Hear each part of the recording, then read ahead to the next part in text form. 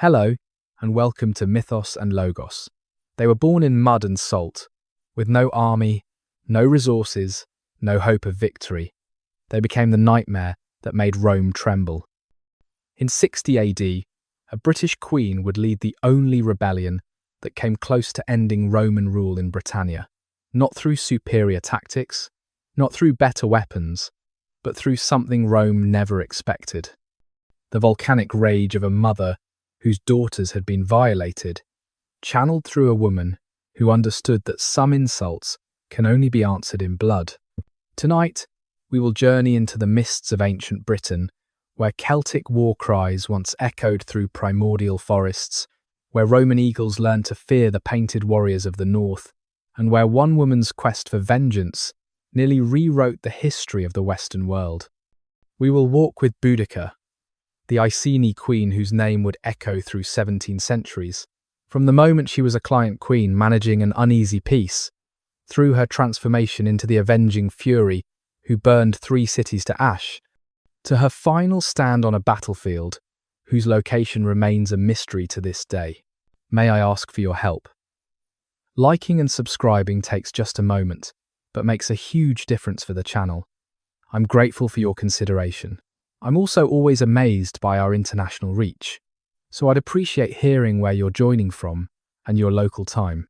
The clock unwinds slowly, drawing us ever backward toward the misty shores of 1st century Britain, where Roman sandals sink into Celtic mud, where the scent of peat fires mingles with the metallic tang of occupation, and where a queen named Boudicca tends to her daughters, not yet knowing she will soon lead the bloodiest uprising Rome ever faced in its northern territories, where forest spirits still whispered.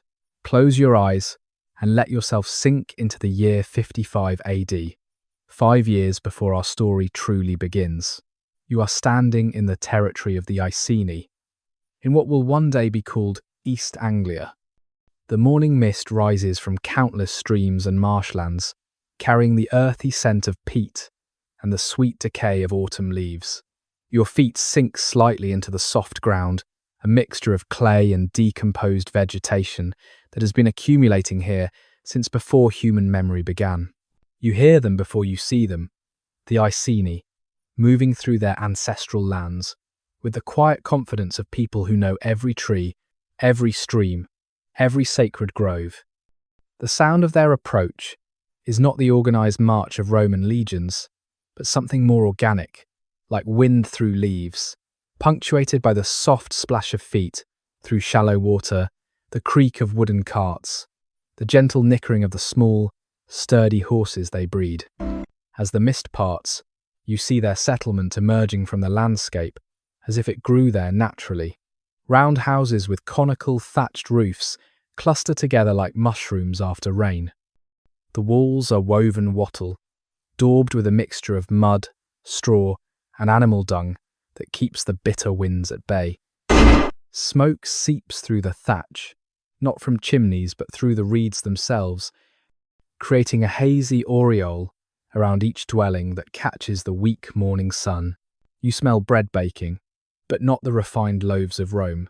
This is dense, dark bread made from barley and rye, sometimes mixed with ground acorns or hazelnuts, its yeasty aroma mingling with the omnipresent smell of wood smoke. Someone is brewing beer nearby, the fermentation adding a sharp, sweet note to the morning air. A woman passes you carrying a pot of milk still warm from the cow, its rich, grassy scent telling you these cattle graze on wild herbs and marsh plants no Roman cow has ever tasted. You watch a smith at work, but his forge is not the organized workshop of a Roman artisan. His tools are scattered around a simple fire pit, and he works sitting on the ground, holding the metal with tongs made from twisted iron. The rhythm of his hammer is irregular, responding to the metal's needs rather than keeping mechanical time. When he plunges the heated iron into water, the hiss and steam carry the sharp smell of hot metal and charcoal, but also something else, bog water, rich with iron itself, which the Iceni believe gives their weapons special strength. Children run past you, their laughter high and clear in the morning air. They are not dressed in togas or tunics, but in simple woolen garments dyed with local plants.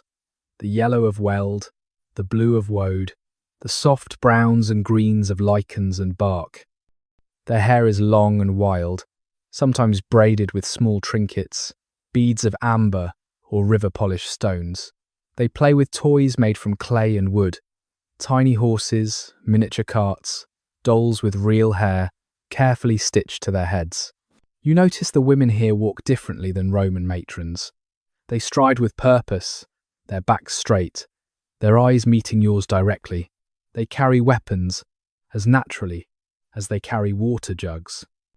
You see one woman, tall and strong, instructing a group of young people in the use of a sling.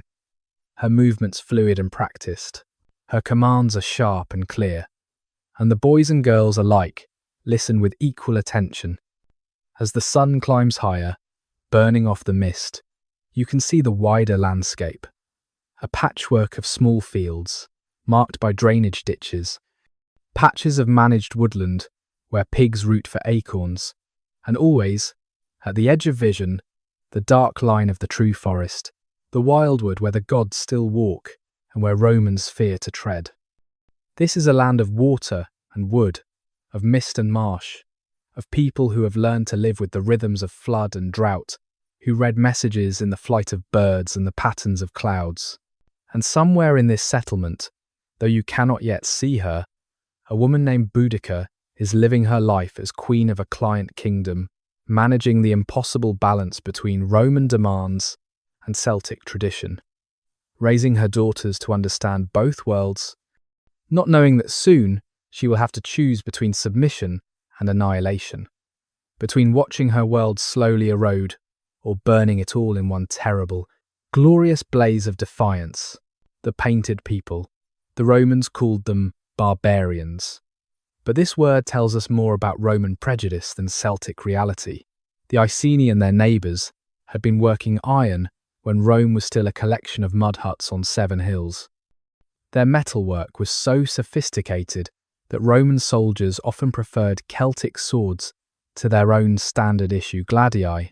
Their jewellery, intricate torques of gold and silver, twisted into patterns that seemed to flow like water frozen in metal, demonstrated a level of artistic sophistication that Roman craftsmen could barely match and rarely surpass. But it was their appearance that most unsettled the Romans. The Celts treated their bodies as canvases for sacred art.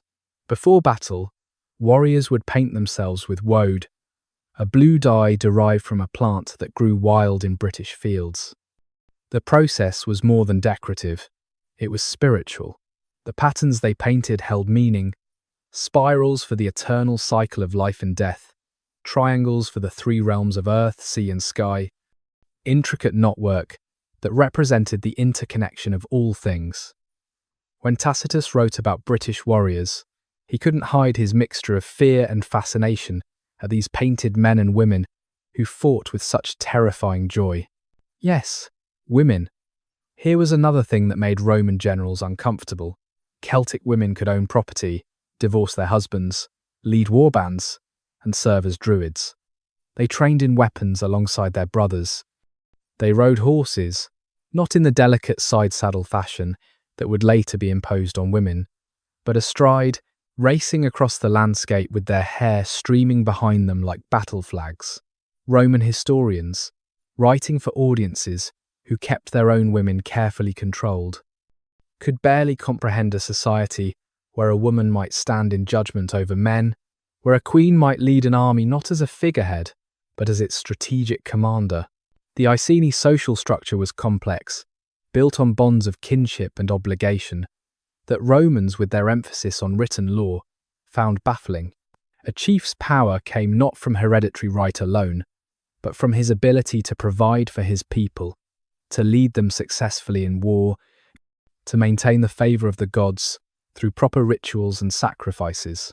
Wealth was measured not just in gold or land, but in the number of clients who owed you loyalty, in the quality of the warriors who would answer your call, in the stories that would be told about you around winter fires. Their religion permeated every aspect of life. Sacred groves dotted the landscape, places where the veil between worlds grew thin. Springs and rivers had their own deities, who demanded respect and offerings. The severed heads of enemies were not mere trophies, but sacred objects, windows to the other world that could protect a household or curse an enemy. The Druids, those mysterious priest-judges who moved between tribes maintaining oral law and sacred knowledge, commanded respect that crossed tribal boundaries. They could stop a battle with a word, declare a king illegitimate, or pronounce a curse that warriors feared more than death itself. The Iceni were particularly known for their horses and their coins. They bred a type of small, hardy horse, perfectly adapted to their marshy homeland. Animals that could pick their way through bog and forest with sure feet, that could survive on rough grazing, that responded to their riders with an almost supernatural understanding. Their coins, which featured stylized horses and abstract patterns, show a money economy more sophisticated than Romans initially assumed. These weren't primitive people, trading only in barter. They had complex economic networks that stretched across the Channel to Gaul and beyond. Their warriors fought differently than Romans, where Roman military might depended on discipline, formation, and standardized equipment. Celtic warriors were individuals first, each seeking personal glory. They would sometimes challenge enemies to single combat before a battle, stripping naked, except for their talks and paint, howling insults and boasts. Their charge was terrifying, a screaming, painted wave of humanity, accompanied by the harsh blare of carnyx horns, instruments shaped like roaring beasts that produce sounds calculated to freeze an enemy's blood. They used chariots in battle long after other cultures had abandoned them, driving these light, agile vehicles with deadly skill, warriors leaping from the platforms to fight on foot, then jumping back to wheel away before counterattack could come. Yet for all their fierce independence, the Iceni had learned to coexist with Rome, at least temporarily. They had become a client kingdom, technically independent, but bound by treaty to support Roman interests. It was an arrangement that required constant negotiation, careful balance, and no small amount of humiliation. Every tax paid to Rome was a reminder of subjugation. Every Roman merchant who cheated them, knowing they had little recourse, was another small wound to their pride. Every time they had to ask permission for something their ancestors had done freely, another thread of their identity frayed, a crown divided. King Prasutagus of the Iceni was a man caught between worlds. By all accounts, he was a successful king by the standards of his time, wealthy enough that his name appears in Roman records as someone worth noting. He had managed to keep his kingdom technically independent, while others had been absorbed into direct Roman rule. He had navigated the treacherous waters of collaboration without losing the respect of his own people, at least not entirely. But every choice he made was a compromise, and every compromise carved away another piece of the world his ancestors had known. His marriage to Boudicca had likely been both political and personal. We know frustratingly little about her origins, whether she came from noble Iceni stock or perhaps from another tribe, cementing an alliance through marriage. What we do know is that by the time our story properly begins, she had been his queen for long enough to bear 2 daughters, girls whose names history has swallowed, leaving them to us only as shadows, defined entirely by what was done to them rather than who they were. The royal household would have been a strange mixture of Celtic tradition and Roman influence. Perhaps there were Roman-style furnishings alongside traditional Celtic crafts. Maybe Latin was spoken alongside the native Brythonic tongue. Certainly, Roman wine would have appeared at feasts alongside native beer and mead. Prasutagus would have had to entertain Roman officials, smile at their condescension, pretend not to notice when they looked at his warriors as quaint relics, when they spoke slowly to him as if he were a child, despite his obvious intelligence and political acumen. Boudicca, as queen, would have had her own sphere of power. In Celtic tradition, she would have been responsible for the household's prosperity, for maintaining relationships with other noble families, for overseeing the education of young nobles fostered at court. She would have participated in religious ceremonies, perhaps even held religious office herself. Roman visitors would have been discomforted by her presence at councils, by the way warriors deferred to her judgment, by the fact that she spoke to them as an equal rather than remaining decorously silent. Their daughters were raised in this liminal space between cultures. They would have learned traditional Celtic arts, weaving complex patterns that told stories, preparing herbal remedies, reading omens in the flight of birds. But they might also have learned some Latin, been exposed to Roman ideas of history and geography. They were being prepared for a world that seemed to be inexorably tilting toward Rome, trained to navigate the same treacherous waters their parents sailed.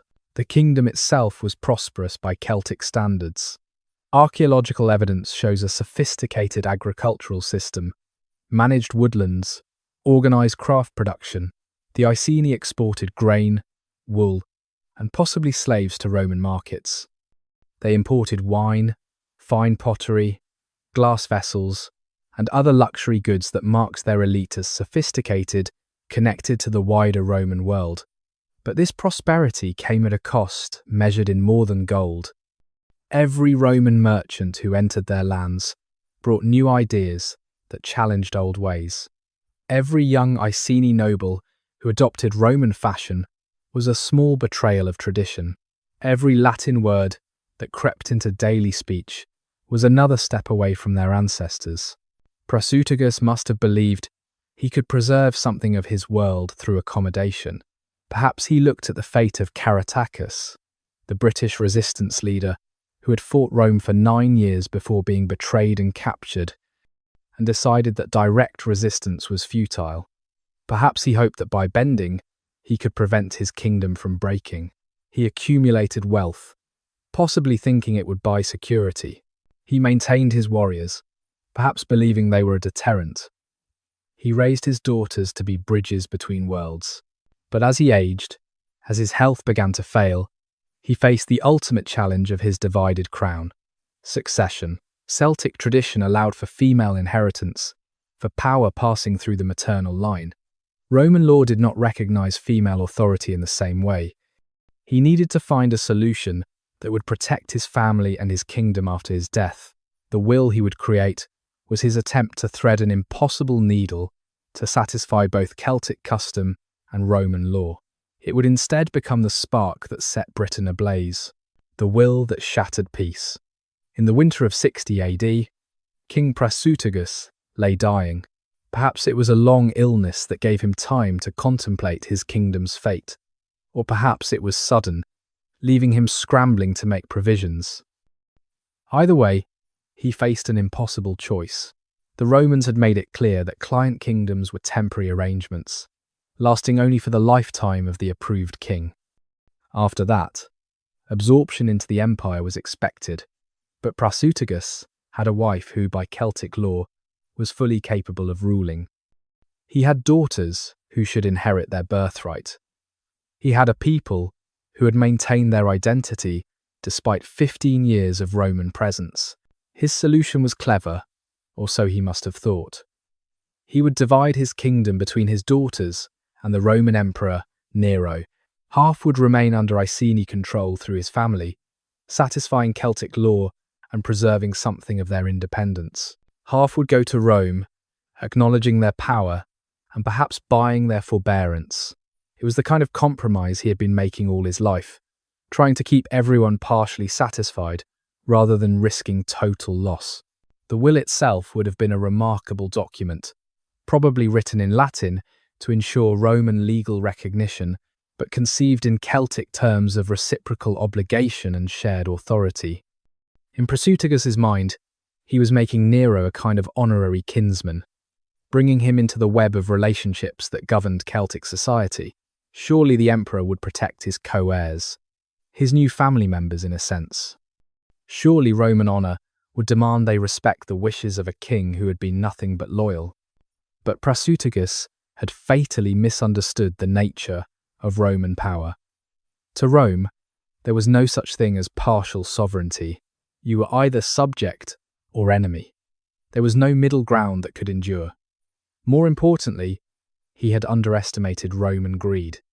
The Iceni kingdom was wealthy, its treasury full of gold and silver accumulated over generations.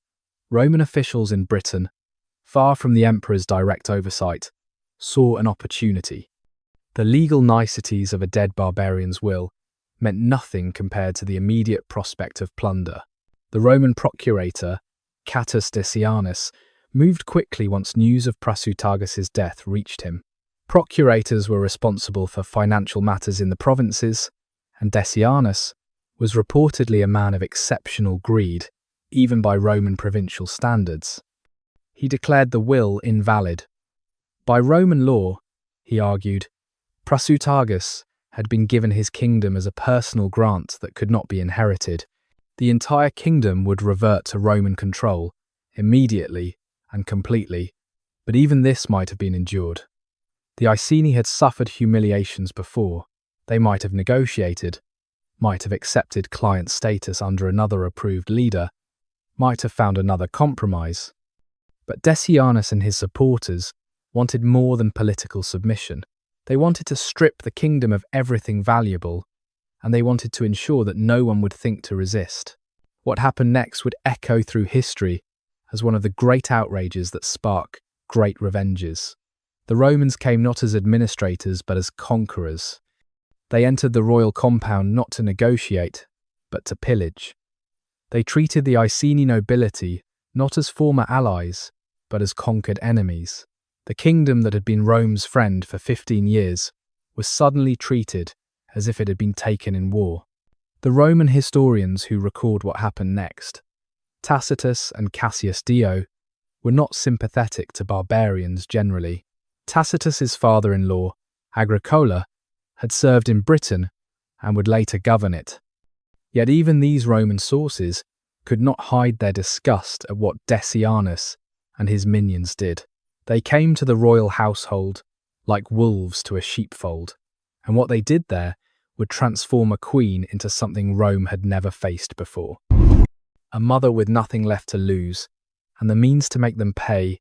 The day the eagles struck, the Roman delegation that arrived at the Iceni royal compound came dressed in the full authority of empire. Their standards bore the eagle of Rome, that symbol of inexorable power that had conquered most of the known world. Centurions in their distinctive traverse-crested helmets directed operations. Slaves and freedmen, eager to prove their loyalty to their masters, carried out the actual work of destruction. What should have been a legal proceeding became a licensed sack. First came the inventory of wealth. Roman clerks moved through the royal treasury, counting every coin, weighing every piece of gold and silver, cataloguing every precious object. Celtic talks, some of them centuries old, hereditary treasures that carried the history of the tribe in their twisted metal, were reduced to their weight in gold. Sacred objects, items used in religious ceremonies that no Roman could understand or appreciate, were tossed into sacks for melting down. The accumulated wealth of generations was methodically stripped away, but property was not enough. The Romans announced that loans made to the Iceni nobility by Roman financiers were being called in immediately. These loans, some made by the philosopher Seneca himself, Nero's advisor and tutor, had been presented as friendship, as Rome helping the Iceni develop their kingdom. Now they were revealed as traps. The interest had been accumulating, the terms had been usurious, and payment in full was impossible. When the Iceni nobles protested that they could not pay immediately, their own property was seized. Estates that had been in families for generations were confiscated. Warriors who had fought for their kings since boyhood were reduced to landless men. The Iceni nobility who protested were treated as rebels. Some were flogged publicly, beaten with the same rods used on common criminals and slaves. These were men and women who had never known such humiliation, whose status in their society was sacred, whose persons were protected by ancient laws and customs. To see them bleeding in the dust, crying out as Roman whips cut their backs, was to watch the entire social order of the Iceni being deliberately destroyed. Then came the moment that would transform outrage into legend. Boudicca, queen of the Iceni, widow of a king who had been Rome's ally, was seized. The exact details vary between our sources, but the core remains consistent. She was flogged like a slave. The queen, a woman probably in her 30s or early 40s, a mother, a figure of religious and political authority, was stripped and beaten publicly. Every lash was calculated to destroy not just her body, but her standing, her authority, her very identity as a noble Celtic woman. But even this was not the worst. Her daughters, girls who were probably in their early teens, were dragged away by Roman soldiers. What happened to them is described by our Roman sources with unusual delicacy, hidden behind euphemisms, but the meaning is clear. They were raped. These girls of royal blood, who should have been protected by every law of gods and men, were violated repeatedly. It was not a crime of passion, but of policy, a deliberate destruction of their value as noble women, as potential heirs, as symbols of Iceni continuity. We must pause here to understand what this meant in Celtic society. These were not just crimes against individuals, but against the entire cosmic order, as the Iceni understood it. The queen embodied the sovereignty of the land itself. To violate her was to violate the earth. The royal daughters carried the future of the tribe in their bodies. To rape them was to assault the very possibility of tomorrow. These acts were not just cruel but sacrilegious, not just criminal but apocalyptic. The Romans probably thought they were being practical. Humiliate the leadership thoroughly enough, and no one would dare resist. Destroy the royal women's status, and there could be no rallying point for rebellion. Take everything of value quickly, and there would be no resources for resistance. It was the kind of calculated brutality that had worked in other provinces, the systematic destruction of indigenous power structures that had made Roman expansion possible, but they had miscalculated catastrophically. They had assumed the Iceni would respond like Romans, that shame would lead to submission, that the destruction of traditional authority would leave the people leaderless and helpless. They did not understand that they had just created something far more dangerous than a political rebellion. They had created a holy war, a rising that would unite tribes that had been enemies for generations, a cause that would make warriors out of farmers and fighters out of women and children. They had given Boudicca the one thing that could make her more dangerous than any calculating general, a rage so pure it could burn cities to ash and make the eagles of Rome scream. Rage older than Rome.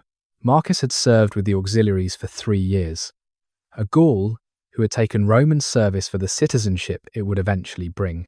He had stood guard at many proceedings like this one, watching Roman justice dispensed to barbarians who thought they were equals. But something was different this day at the Iceni compound.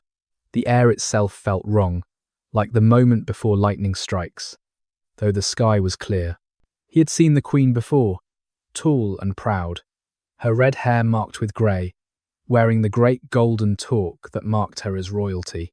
She had received Roman delegations with cold courtesy, never bending more than necessary, her pale eyes holding depths that made even centurions look away first.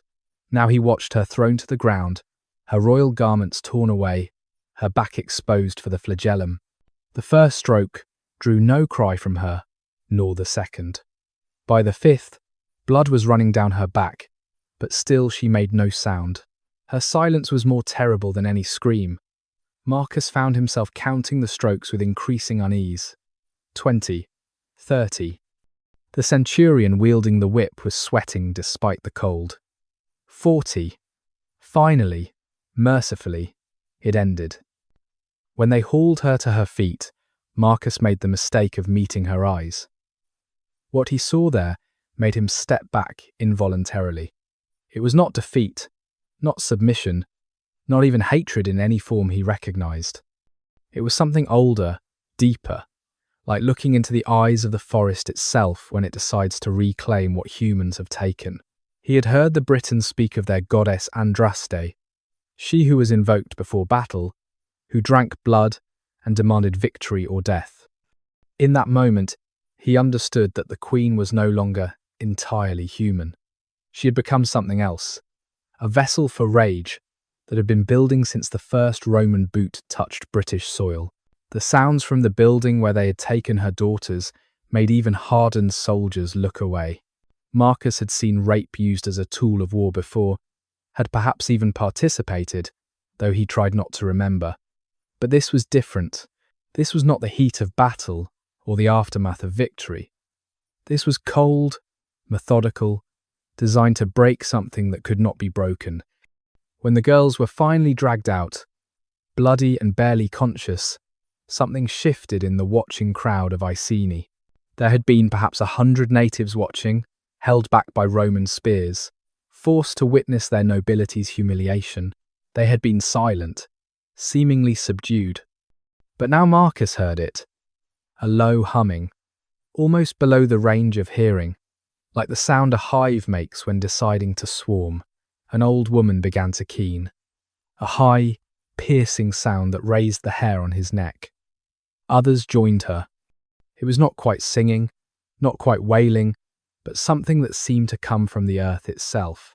The Romans were efficient in their looting, loading wagons with treasures, driving away cattle and horses, even taking stored grain. They worked quickly, eager to be gone before nightfall. Marcus heard one centurion joking that they had done a good day's work, that these Britons would think twice before presuming to leave property to women. Others laughed, already calculating their share of the spoils. But Marcus watched the queen. She had wrapped herself in a torn cloak, kneeling by her daughters, whispering to them in her barbarous tongue. Her back still bled, the blood soaking through the rough wool, but she seemed not to feel it. When she finally stood, helping her broken daughters to their feet, she looked around at her people. She said something in their language, just a few words, quiet enough that the Romans paid no attention. Years later, Marcus would learn what those words were, would understand that he had witnessed the moment when the rebellion truly began. She had not called for vengeance or promised victory. She had simply said, "The gods have chosen. We are already dead. Now we are free to kill." As the Roman column prepared to leave, loaded with their plunder, Marcus looked back one more time. The Iceni stood like standing stones, unmoving, their eyes following the Romans with an intensity that made him grip his spear tighter. The queen stood at their centre, her daughters leaning against her, all three of them bloody but unbroken. The setting sun painted everything, the colour of blood and fire, and Marcus had the strangest feeling that he was seeing the future, that all of Eastern Britain would soon look like this, red and burning and full of the dead. He would desert 3 weeks later. When news came that Camulodunum had fallen, he would take ship for Gaul and never return to Britain. But sometimes, in his dreams, he still saw those eyes, that transformation of a woman into something Rome had no words for, no strategy against, no defence except destruction. He had watched the birth of Nemesis, and he would spend the rest of his life trying to forget the sound of that keening, that promise of blood that would make even Rome's eagles scream. The Whisper Network. In the days following the outrage, the Iceni lands seemed quiet to Roman eyes. The nobles who had been flogged retreated to their holdings. The queen disappeared into the heartland with her daughters. The Roman procurator, Catus Decianus, satisfied with his efficient handling of the situation, turned his attention to extracting wealth from other parts of Britain. The legions remained in their fortresses, unaware that beneath the apparent calm, something unprecedented was happening. The Druids moved first. These mysterious figures, part priest, part judge, part teacher, began travelling between settlements with unusual frequency. They carried no weapons, bore no suspicious messages, merely went about their religious duties. But wherever they went, they spoke in the ancient tongue, in metaphors and allusions that Roman spies, if any were listening, could not understand.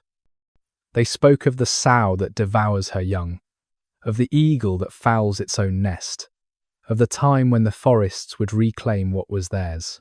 The whisper network spread like water, finding every crack and crevice. Women at the wells spoke of dreams they had all been having, the same dream of a tall woman with blood on her back and fire in her hands. Children playing in the dust drew pictures with sticks, crude figures that might have been warriors or might have been trees walking. Men sharpening tools took a little extra care, tested edges a little more thoroughly, their whetstones singing songs that sounded almost like war chants if you knew how to listen. The Trinovantes to the south had their own grievances. Their land had been seized to create the colony at Camulodunum, their nobles reduced to poverty, their sacred sites desecrated. When Iceni traders came to their markets, they brought more than goods. They brought questions. How many veterans in the colony now? How high are the walls? Where do they store their weapons? The questions were asked carefully, casually, mixed in with normal market talk. The answers were remembered precisely. Market days became intelligence-gathering operations. A woman selling eggs might mention that her cousin, in Londinium, said the governor Suetonius Paulinus, had taken most of the legions west to attack the Druid stronghold on Anglesey.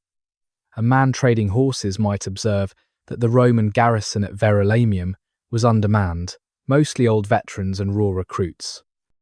A child might sing a new song, learned from travelling musicians, a catchy tune with words about red queens and burning eagles that lodged in the memory. The Roman authorities noticed nothing alarming. Business continued as usual. Taxes were paid, if grudgingly. British nobles who had collaborated with Rome still came to official functions, though perhaps fewer than before. If there were more meetings in sacred groves, well, these Britons were always practicing their barbarous religion. If weapons were disappearing from Roman dead or deserters, such things happened in frontier provinces. If tribal leaders who had been enemies for generations were suddenly visiting each other, perhaps they were simply adapting to Roman ways of diplomacy. But in the roundhouses and hill forts, in the hidden places where Romans never went, something extraordinary was happening. Old feuds were being set aside, at least temporarily. Warriors who had raided each other's cattle were clasping hands. Tribes that had different gods were finding common cause. The name Boudicca was spoken like an invocation, her suffering and her daughter's violation becoming a shared wound that united peoples who had never before acted as one. The queen herself remained invisible to Roman eyes during these crucial weeks. Some said she was in sacred seclusion, undergoing ritual purification and preparation. Others whispered that she travelled in disguise, appearing in different settlements to bind chiefs to her cause with personal oaths. Still others claimed she communed with Andraste, the goddess of victory, in deep forest shrines, learning the necessary rituals to ensure divine support for what was coming. Weapons appeared from hidden caches, some buried since the conquest 17 years before. Smiths worked through the nights, the sound of their hammers muffled by thick cloths, forging spear points and sword blades. Women wove war cloaks and prepared medical supplies, gathering herbs that stopped bleeding and others that made warriors feel no pain. Children were sent to relatives in remote areas, away from what everyone knew was coming, though no one spoke of it directly. The brilliance of the Whisper Network was its invisibility. There were no letters to intercept, no formal meetings to infiltrate, no single conspiracy to uncover. It was organic, cellular, each person knowing only what they needed to know. It was an uprising organized like mycorrhizal networks that connect forest trees underground. Invisible, but linking everything, sharing resources and information in ways the Romans, with their love of straight roads and clear hierarchies, could never understand or detect. By the time the first war bands began to gather, by the time the Whisper Network became a roar, it was too late for Rome to respond effectively. The governor was 200 miles away, with most of the legions. The colonists at Camulodunum were complacent, protected by their contempt for British military capability. The merchants in Londinium were counting their profits, unaware that their ledgers would soon burn. The whisper network had done its work. The rebellion was not beginning. It had already begun in 1,000 small decisions, in 10,000 private moments of rage, in the collective understanding that some insults can only be washed away with blood.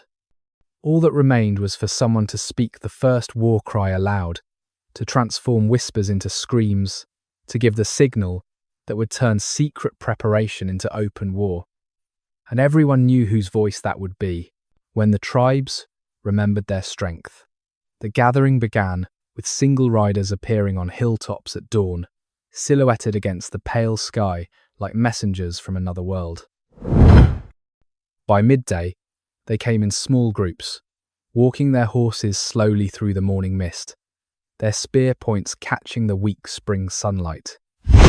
By evening, they arrived in war bands, 50 or 100 at a time, their approach announced by the thunder of hooves and the harsh cry of war horns that hadn't sounded in earnest for 17 years. They came to a place the Romans never knew existed, a valley hidden in the folds of the landscape where 3 rivers met, where standing stones older than memory marked the boundaries between this world and the next. The Iceni called it the Gathering Field, though its true name in their tongue was something closer to the place where earth drinks deeply, a reference to ancient battles whose details were lost but whose importance lived on in the blood-dark colour of the poppies that grew there each summer. Boudicca stood at the heart of it all, but she was transformed from the beaten woman the Romans had left bleeding in the dust. Her hair, that distinctive red gold that marked her as touched by the gods, was now dressed in the style of a war queen, braided with strips of cloth, dyed black for mourning and red for vengeance. The wounds on her back had been ritually painted, turned from marks of shame into symbols of power. Each lash mark was outlined in woad, creating a pattern that seemed to writhe when she moved, as if the very wounds were alive with rage. Her daughters stood beside her, silent as standing stones. Whatever innocence they had possessed was gone, replaced by something harder and more terrible. They wore white robes, the colour of death and transformation in Celtic tradition, and their faces were painted with symbols that hurt to look at directly, geometric patterns that seemed to twist the eye and disturb the mind. They had become something more and less than human, living embodiments of violation that demanded answer. The first to pledge were the Iceni warriors.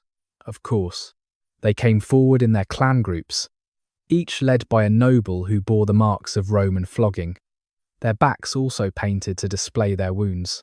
They knelt before their queen, but it was not the kneeling of submission. It was the crouch of a hunter before the spring, the gathering of force before the storm breaks. Each warrior placed his weapon at Boudicca's feet, then took it back from her hands, a ritual that transformed personal arms into sacred instruments of tribal vengeance. But it was when the Trinovantes arrived that the Romans' doom was truly sealed. Their king, whose name history has not preserved, came with 5,000 warriors, more than anyone had dared hope. The Trinovantes had suffered perhaps even more than the Iceni. Their capital had been seized to create the colony at Camulodunum, their lands distributed to Roman veterans, their holy sites desecrated or built over with Roman temples. They had been patient, enduring, waiting for a sign. Boudicca's rebellion was more than a sign. It was a divine summons. The meeting between Boudicca and the Trinovantian king was conducted with the formal ritual of ancient times. They met between the two armies, each accompanied by druids and bards who would remember every word, every gesture. The king, an old man who had seen the conquest and lived through the humiliation of submission, spoke first. His words, preserved in the oral tradition and written down centuries later, translate roughly as, "My people have no queen, but they will follow a mother's rage. My warriors have no sisters, but they will avenge daughters. My sword has no master, but it will serve vengeance." Boudicca's response was simpler. "Then we are one people, until Rome burns or we do." The oath-taking that followed was unlike anything Britain had seen since before the conquest. Warriors mingled their blood in bronze bowls, invoking gods whose names the Romans had tried to suppress. Andraste, goddess of victory, was called upon with sacrifices of white hares, their blood used to mark the foreheads of champions. Camulos, the war god, who gave his name to Camulodunum before the Romans renamed it, was invoked with broken weapons thrown into sacred pools, promises that these arms would not rest until they had tasted Roman blood. More tribes sent warriors, if not their full strength, the Cornovii, the Corytani, even some Catuvellaoni, who remembered when their own king, Caratacus, had fought Rome. They came not as organised military units, but as individual warriors, following their own chiefs, their own oaths, their own need for vengeance. This was not an army in the Roman sense, with its rigid hierarchy and standardised equipment.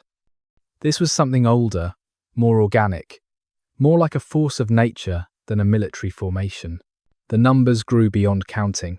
Roman historians would later estimate the British force at 200,000, though this almost certainly includes non-combatants, the families who followed their warriors, unwilling to be left behind when such momentous events were unfolding. Modern estimates suggest perhaps 40,000 actual warriors, still an enormous number for British tribes to field, representing a level of cooperation that had never been achieved before and would never be achieved again. The planning, such as it was, reflected Celtic rather than Roman thinking. There would be no lengthy siege preparations, no careful logistics, no detailed battle plans. Instead, there was ritual preparation, spiritual purification, and the cultivation of battle fury. Warriors painted themselves, not just with woad, but with their own blood, mixed with sacred earth. They danced around fires, working themselves into ecstatic states where fear died and only the joy of battle remained. They sang death songs, not mournful dirges, but celebrations of the glory that awaited those who died with Roman blood on their blades. Boudicca moved among them like a force of nature. She was everywhere, blessing weapons, sharing food, listening to grievances, promising vengeance. She had found her voice, and what a voice it was. Tacitus, writing years later from accounts of survivors, would attempt to recreate her speeches, but his Latin prose could never capture the raw power of a Celtic war queen, speaking in her own tongue to her own people. She didn't speak of strategy or tactics, of supply lines or formations. She spoke of children orphaned by Roman greed, of women violated by Roman lust, of men broken by Roman whips. She spoke of gods defiled and earth poisoned, and the need to wash it all clean with blood. The final ritual before the warband moved was the most terrible. A group of Roman traders who had been caught in Iceni territory when the gathering began were brought forward. These were not soldiers, just merchants who had come to profit from what they thought was a pacified province. Boudicca offered them to Andraste, and what happened to them was so horrible that even Cassius Dio, writing from the safe distance of more than a century, could barely bring himself to describe it. They were impaled on stakes, their deaths slow and public, their screams carrying across the valley to where thousands of warriors watched and approved. This was not cruelty for its own sake, but a declaration. The normal rules no longer applied. The careful boundaries between combatant and civilian, between legitimate target and innocent bystander, had been erased. This would not be a war of conquest or even liberation in any strategic sense. This would be a war of annihilation, a conscious attempt to make Britain so costly for Rome that they would abandon it rather than try to hold it. Every Roman and everyone who served Rome was now a target. The age of accommodation was over. The age of blood had begun. The sacred grove. You follow the procession of druids into the deep forest as darkness falls, your feet finding their way along paths that seem to exist more in memory than in physical reality. The trees close in around you, ancient oaks whose trunks are wider than three men holding hands. their branches intertwining overhead to create a living cathedral. No moonlight penetrates this canopy, but there is light of a different kind, phosphorescent fungi that glow with a faint green luminescence, as if the forest itself provides illumination for those who know how to see. The smell here is overwhelming. Centuries of decomposed leaves creating a black soil so rich it seems almost alive. The sharp tang of oak galls and holly berries, the musky scent of deer paths crossing human ones, and underneath it all, something metallic and dark that might be old blood, or might be iron deposits in the soil, the earth itself, remembering sacrifices made before Rome was even founded. Your breathing becomes shallow, not from exertion but from the weight of sanctity that presses down upon this place like a physical presence. You hear them before you see them. The Druids chanting in a language that predates the Celtic tongue, words that seem to bypass your ears and resonate directly in your bones. The rhythm is hypnotic, not regular like a drum beat, but organic like a heartbeat, speeding and slowing with some invisible pulse that might be the forest breathing or the earth itself marking time. Occasionally, the chant breaks into harmonies that should not be possible from human throats. Notes that seem to come from the trees themselves, from the soil, from the standing stones that now become visible as you enter the grove's heart. The sacred grove opens before you like a wound in the forest, a perfect circle where trees dare not grow. 7 standing stones mark the perimeter, each one carved with spirals that seem to move in your peripheral vision, patterns that tell stories your conscious mind cannot read, but your blood remembers. In the center, a pool of water so still it might be polished. Obsidian reflects not the sky above, but something else, something deeper, as if it opens not upward but downward into the earth's heart. You smell blood now, fresh and iron-rich, as the first sacrifice is brought forward. A white bull, its horns wrapped in golden wire, its hide painted with symbols that match those on the standing stones. It walks calmly, as if drugged or accepting, and when the druid's bronze knife opens its throat, the blood falls into carved channels in the earth that direct it toward the pool. Where the blood touches the water, it does not disperse but forms patterns, shapes that might be letters in an alphabet never written down, messages from the gods that only the druids can interpret. You taste copper in the air as more blood flows, from sacred animals, from warriors who open veins in their arms to add their essence to the offering. The metallic taste mixes with smoke from herbs thrown onto fires that burn without wood, flames that rise from the earth itself, green and blue, and colours that shouldn't exist.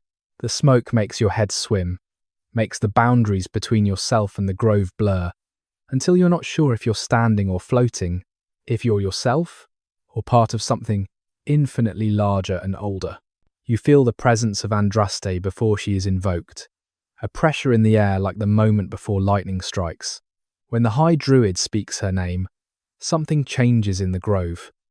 The temperature drops so suddenly your breath mists, but your skin feels feverish. The standing stones begin to hum, a vibration you feel in your bones, in your teeth, in the hollow spaces of your skull. Warriors around you begin to shake, not with fear, but with something being poured into them, a divine fury that transforms flesh into something more than mortal. And then Boudicca enters the grove, and you understand that she is no longer entirely human. She moves with a fluidity that suggests her bones have been replaced with something else, something harder and more flexible than mortal frame. Her eyes reflect light like an animal's, and when she speaks, her voice carries harmonics that no human throat should produce. She has become an avatar, a vessel for the goddess's will, and the sight of her makes warriors fall to their knees, not in submission, but in recognition of something divine made manifest. She carries her daughter's torn garments, the very clothes they wore when the Romans violated them, and these she burns in the central fire. The smoke that rises from them is black and thick and seems to scream, carrying the girl's pain and rage up to the gods. Every warrior breathes this smoke, takes it into their lungs, makes the violation personal, transforms individual outrage into collective fury. You breathe it too, and feel something fundamental change in your chest, your heart beating to a different rhythm. A war drum that will not stop until Roman blood satisfies it. An army of the wronged. The force that marched toward Camulodunum defied every Roman military manual ever written. It moved not in ordered columns, but like a migration, a flowing mass of humanity that covered the landscape from horizon to horizon. Warriors walked alongside their families, children riding on ox carts loaded with everything the tribes owned, old women carrying baskets of food and medicine, young boys too small for weapons, but carrying slings and stones, determined to play their part in the coming destruction. The warriors themselves were a study in contrast to Roman uniformity, each dressed according to their own tradition, their own status, their own gods. Some wore mail shirts looted from Roman dead, or traded for over the years. Others wore hardened leather, painted with protective symbols. Still others fought nearly naked, their bodies covered in woad and scars, believing that armor was an insult to the gods who would protect them or call them home. Their weapons were equally varied. Long Celtic swords designed for slashing from horseback or chariot, shorter Roman gladii taken as trophies, spears of every length and design, massive war hammers that could crush Roman helmets like eggs, and even agricultural tools hastily converted to weapons, scythes and billhooks that would reap a different harvest. The Iceni formed the heart of this force, perhaps 15,000 warriors who had trained for war even during the years of peace, keeping their skills sharp with hunting and ritual combat. They rode their small, agile horses bareback, controlling them with their knees while both hands wielded weapons. Their chariots, those wheeled terrors that Caesar himself had feared, rolled in squadrons, each carrying a noble warrior and his driver, able to charge into battle, then wheel away before retaliation could come. These were the professional warriors, men and women who had been raised from childhood to fight, whose entire identity was wrapped in their prowess at arms. The Trinovantes brought different strengths. They had lived closer to Romans, longer, had observed their tactics, learned their weaknesses. Some had even served as auxiliaries in the Roman forces before desertion or discharge. They knew that Roman discipline could be disrupted, that the tight formations that made legions invincible could become death traps in the right circumstances. They brought this knowledge to the force, sharing it around campfires, teaching other tribes the Latin commands that Romans used, the trumpet calls that signaled different maneuvers, the ways to recognize and target centurions and other officers. But it was the irregular forces that made this army truly terrifying to Roman sensibilities. These were not warriors in any formal sense, but ordinary people driven to extraordinary fury. Farmers who had lost their lands to veteran colonies, merchants who had been cheated and had no legal recourse, women who had been assaulted by soldiers who knew they were untouchable, slaves who saw in this rebellion their only chance at freedom. They came with whatever weapons they could find or make, driven not by training or discipline, but by a rage that had been building for 17 years. The women in this force deserve special mention. Celtic tradition had always allowed women to fight, but this rebellion saw them taking roles that went beyond tradition. They fought not as auxiliaries to their men, but as independent warriors with their own grievances to settle. Groups of women formed their own war bands, led by their own chieftains, fighting with a fury that Roman historians would describe with a mixture of horror and awe. They knew that capture meant rape and slavery, so they fought with the desperate courage of those who have nothing to lose but everything to avenge. Children, too, were part of this army in ways that would horrify modern sensibilities. Boys as young as 10 carried weapons, not toys, but real blades they fully intended to. Bloody, they served as scouts, their small size, and apparent harmlessness allowing them to get close to Roman positions. They cared for horses, prepared food, and when the fighting started, They would throw stones and insults with equal enthusiasm. Girls worked with the healers, learning which herbs stopped bleeding and which brought peaceful death to the mortally wounded. This was total war in the truest sense. An entire population mobilized for destruction. The religious element permeated everything. Druids moved through the camp, performing rituals, reading omens, interpreting dreams. Every morning began with sacrifices, every evening with prayers to gods whose names Romans had tried to erase. Warriors took ritual intoxicants, substances that killed pain and fear, that made them feel invincible, that connected them to the divine fury that animated the rebellion. The whole army moved in a state of religious ecstasy, absolutely convinced that the gods were with them, that victory was not just possible, but divinely ordained. The logistics of this force were chaotic by Roman standards, but effective in their own way. They didn't maintain supply lines because they didn't plan for a long campaign. They lived off the land, taking what they needed from Roman settlements and British collaborators alike. They didn't build fortified camps each night like Romans did because they didn't plan to retreat. They slept under the stars or in hastily constructed shelters, ready to move at a moment's notice, unburdened by the elaborate infrastructure that Roman armies required. As they marched toward Camulodunum, their numbers grew. Every settlement they passed yielded more recruits, people who had been waiting for a sign that resistance was possible. The Whisper Network had done its work. Everyone knew the Queen's name, the story of her daughters, the promise of vengeance she offered.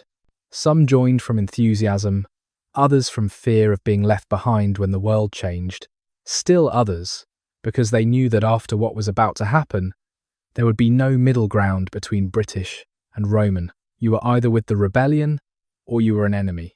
Camulodunum, where veterans learned fear. Camulodunum had been the first Roman colony in Britain, the jewel of the conquest, the symbol of everything Rome meant to bring to this fog-shrouded island. Built on the site of the former Trinovantian capital, it was less a city than a statement of intent. Here, Roman veterans were given British land, Roman law replaced tribal custom, and Roman gods looked down from temples built on sacred Celtic sites. The message was clear. The old ways were dead. The new order was permanent. Resistance was not just futile, but unthinkable. The colony sprawled across the landscape with the casual arrogance of unchallenged power. Unlike proper Roman cities with their defensive walls, Camulodunum had grown beyond its original boundaries without fortification. Why build walls when the province was pacified? Why waste money on defences when the Britons had been broken? The veterans who lived here, men who had served their 25 years in the legions, had grown soft in retirement. Their swords hung on walls as decorations.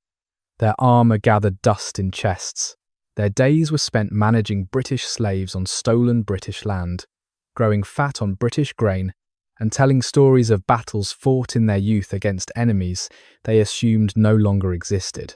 The Temple of Claudius dominated the skyline, a massive structure of imported marble that had taken 10 years to build and had bankrupted the tribal aristocracy, forced to pay for it. It was not just a religious building, but a deliberate insult. A monument to the divine emperor who had conquered Britain, built with British wealth extracted through taxation that bordered on extortion. Every Briton who saw it was reminded of their subjugation. Every ceremony performed, there was a celebration of their defeat. The first sign that something was wrong came from the countryside. Farmers fleeing their holdings with wild tales of a British army beyond counting, the veterans laughed. British army? There was no such thing anymore, just scattered tribes kept deliberately divided by Roman policy. The numbers were clearly exaggerated.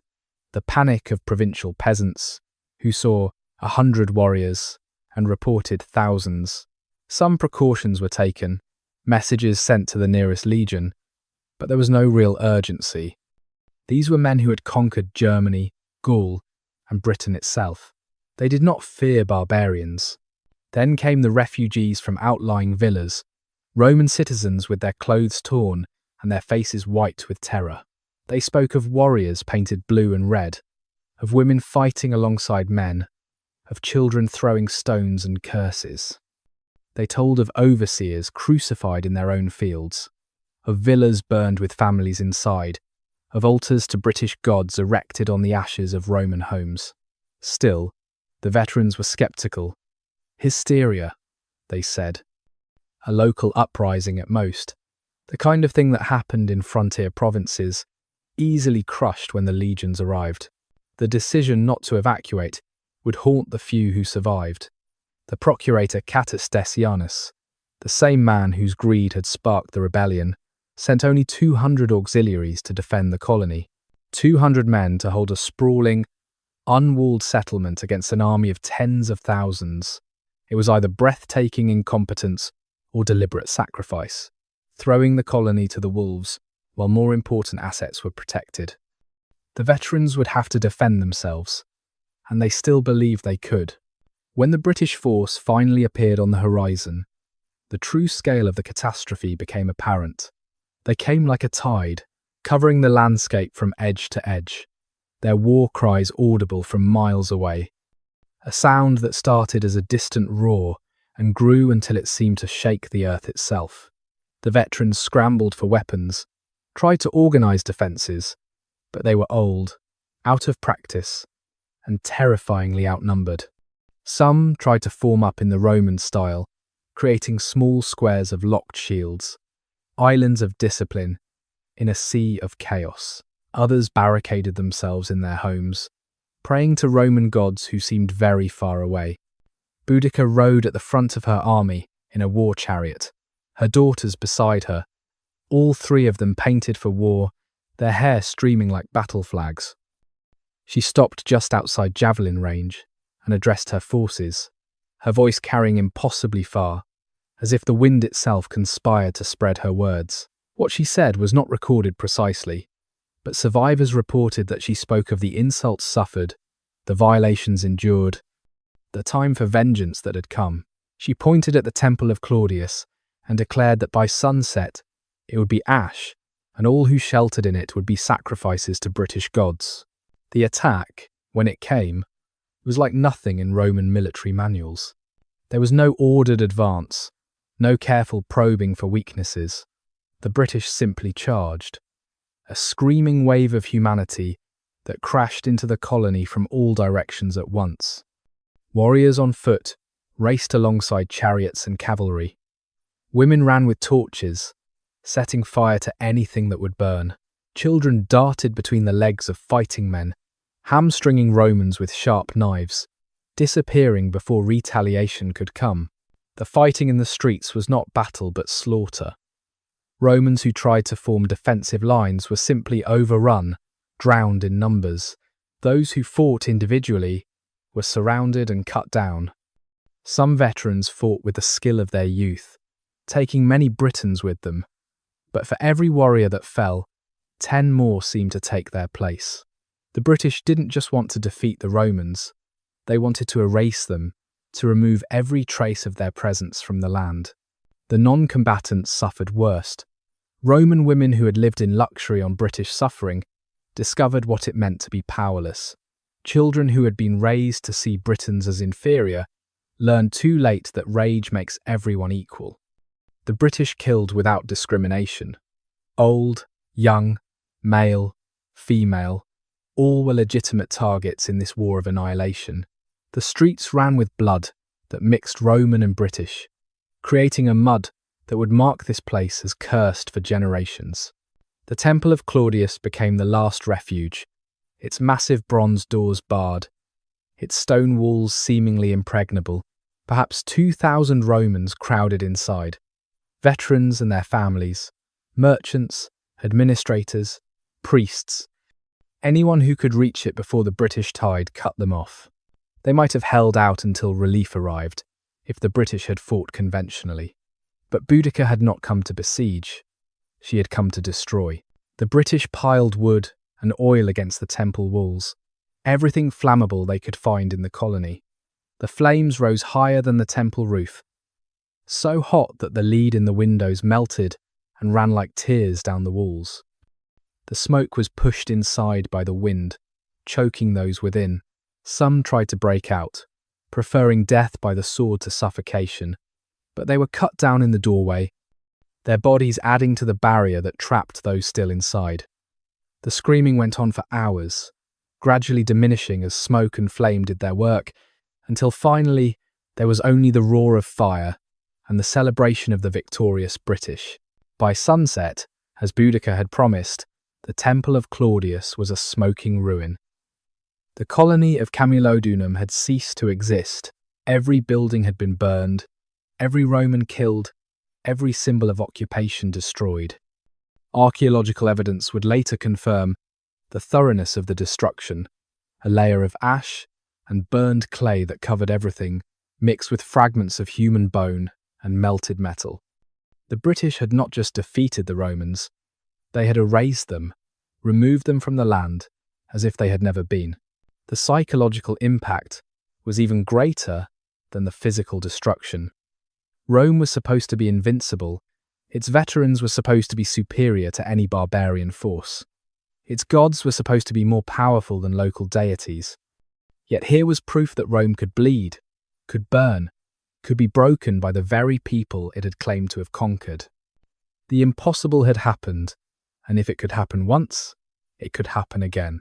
Omens in marble and blood. In the days before Camulodunum fell, the gods themselves seemed to warn of catastrophe, though the Romans in their arrogance failed to heed the signs. The statue of victory in the Forum, a marble symbol of Roman dominance that had stood for 17 years, fell backward without cause on a windless day, crashing to the ground with such force that it shattered into 13 pieces. The priests rushed to interpret this omen, but their auguries only deepened the dread. The sacred chickens refused to eat, the entrails of sacrificed animals showed only darkness, and one priest claimed to have seen the goddess herself turn her back on Rome. The theatre, built in the Greek style as a mark of civilization, echoed with sounds that had no source. Those who passed it at night swore they heard wailing in the British tongue, though the building stood empty. Some claimed to hear the groaning of timbers that did not exist, as if phantom buildings were already burning. Others reported laughter, wild and terrible, coming from beneath the stage where no passages ran. A company of actors, preparing for a performance that would never happen, fled the colony when their masks wept blood during rehearsal. In the harbour, where Roman ships brought wine and luxury goods from the continent, the sea itself rebelled against the occupiers. Fishermen reported that the water had turned the colour of blood at sunrise, though no source for the discoloration could be found. Dead fish floated to the surface with their eyes burst, and when cut open, their entrails spelled out patterns that British slaves recognised as druidic curses. A merchant ship arriving from Gaul reported seeing a phantom fleet of British warboats that vanished when approached, leaving only the smell of burning wood on the water. The house of the colony's chief magistrate was plagued by inexplicable phenomena in the final week. Blood seeped from the walls, appearing first as small spots that grew and merged, until whole rooms seemed to weep crimson tears. His British slaves whispered that it was the earth itself bleeding, wounded by Roman buildings, crying out for vengeance. The magistrate had them flogged for spreading superstition, but the bleeding continued, and on the final morning, his own wife woke to find her hands stained red, though no wound could be found. The merchant's last day. Lucius Aurelius had been trading in Britain for 5 years, long enough to speak some of the local tongue, long enough to have a British mistress who bore him 2 children he would never acknowledge in public. He dealt in wine and pottery, importing amphora of good Falernian that the veterans paid premium prices for, anything to remind them of proper civilization. That morning had started like any other, checking his warehouse, arguing with his British slaves about proper storage, planning the next shipment from Gaul. The first sign of trouble was the silence. The British quarter of the town, always noisy with their barbarous tongue and strange music, had gone quiet. His mistress, More, had not come to his shop as she did every morning, bringing fresh bread and gossip from the native market. When he sent a slave to find her, the man returned white-faced and stammering about empty houses, doors standing open, cooking fires still smouldering, but no one tending them. The British inhabitants had vanished in the night like morning mist. Then came the sound, distant at first, like thunder that rolled on too long, that grew louder instead of fading. Lucius climbed to his roof and saw them, a dark line on the horizon that seemed to stretch forever, and above them, a cloud of dust that turned the morning sun the colour of dried blood. He was a merchant, not a soldier, but he had travelled enough to recognise an army when he saw one. This was not some local uprising that would burn itself out. This was annihilation coming to call. He tried to save what he could, loading his most valuable goods onto a cart, planning to flee to Londinium, where surely the walls would hold, but the streets were already clogging with panicked citizens, veterans struggling into armour they hadn't worn in years, women screaming for children who had wandered off in the chaos. At the town gate, he found his way blocked by a century of auxiliaries, the only defenders the procurator had sent, trying to establish some kind of defensive line. They turned him back, told him all citizens must help defend the colony. When the British force struck the town, Lucius was pressed into service, handed a rusty gladius by a veteran who showed him hastily how to hold it, how to thrust rather than slash. He found himself in a line of merchants, clerks, and slaves, facing painted warriors who moved like dancers and killed like artists. The man next to him, a wine seller he had known for 3 years, took a spear through the throat in the first charge, his blood spraying across Lucius's face, warm and salt-tasting. The line broke, almost immediately. Lucius ran, not caring about cowardice, caring only about living another day. He made it 3 streets before a British chariot ran him down, the warrior woman on it laughing as she drove a spear through his back, pinning him to the ground like an insect in a collection. As he lay dying, watching his blood pool with dozens of others, in the Roman drainage system that was supposed to represent civilization, he saw his mistress More watching from a doorway. She was painted now, blue spirals on her face, holding their children who were painted too. She looked at him without recognition, as if he were a stranger, as if their 5 years together had been erased. His last thought was wonder that he had lived among these people for so long and never really seen them at all. The 9th Legion's mistake. When news of Camulodunum's destruction reached Quintus Petilius Cerealis, commander of the 9th Legion Hispana stationed at Longthorpe, he reacted with the confidence of a Roman general who had never truly been defeated. The reports were clearly exaggerated. A rabble of British tribesmen, led by a woman no less, had overwhelmed a colony of veterans. Regrettable, but hardly the catastrophe the panicked messengers suggested. He would march south, with a vexillation, a detached force of his best troops, and restore order. The sight of real legionaries, not retired veterans, would scatter this mob like leaves before wind. Cerealis took 2,000 legionaries, the cream of the 9th, men who had fought in Germania and proved themselves against fiercer enemies than British farmers with delusions of martial glory. He moved fast, forced marches that covered 20 miles a day, determined to catch the rebels before they could disperse back to their villages. Speed was everything in dealing with provincial uprisings. Strike hard, strike fast, make an example that would discourage future rebellion. It was Roman military doctrine, proven effective across the empire. The road south took them through increasingly disturbing scenes. Villas burned to their foundations, their Roman owners hung from trees or worse, mile markers defaced with symbols that hurt to look at, geometric patterns that seemed to twist in ways that violated natural law. At one crossroads, they found a Roman tax collector, crucified upside down. His blood used to paint British words on the stones beneath him. The legionaries marched past in silence, their confidence beginning to fray at the edges. The ambush site had been chosen with careful intelligence, a stretch of road through light forest, not dense enough to immediately suggest danger, but with enough cover to hide thousands. The road itself narrowed here, compressed between two low hills that seemed natural, unthreatening.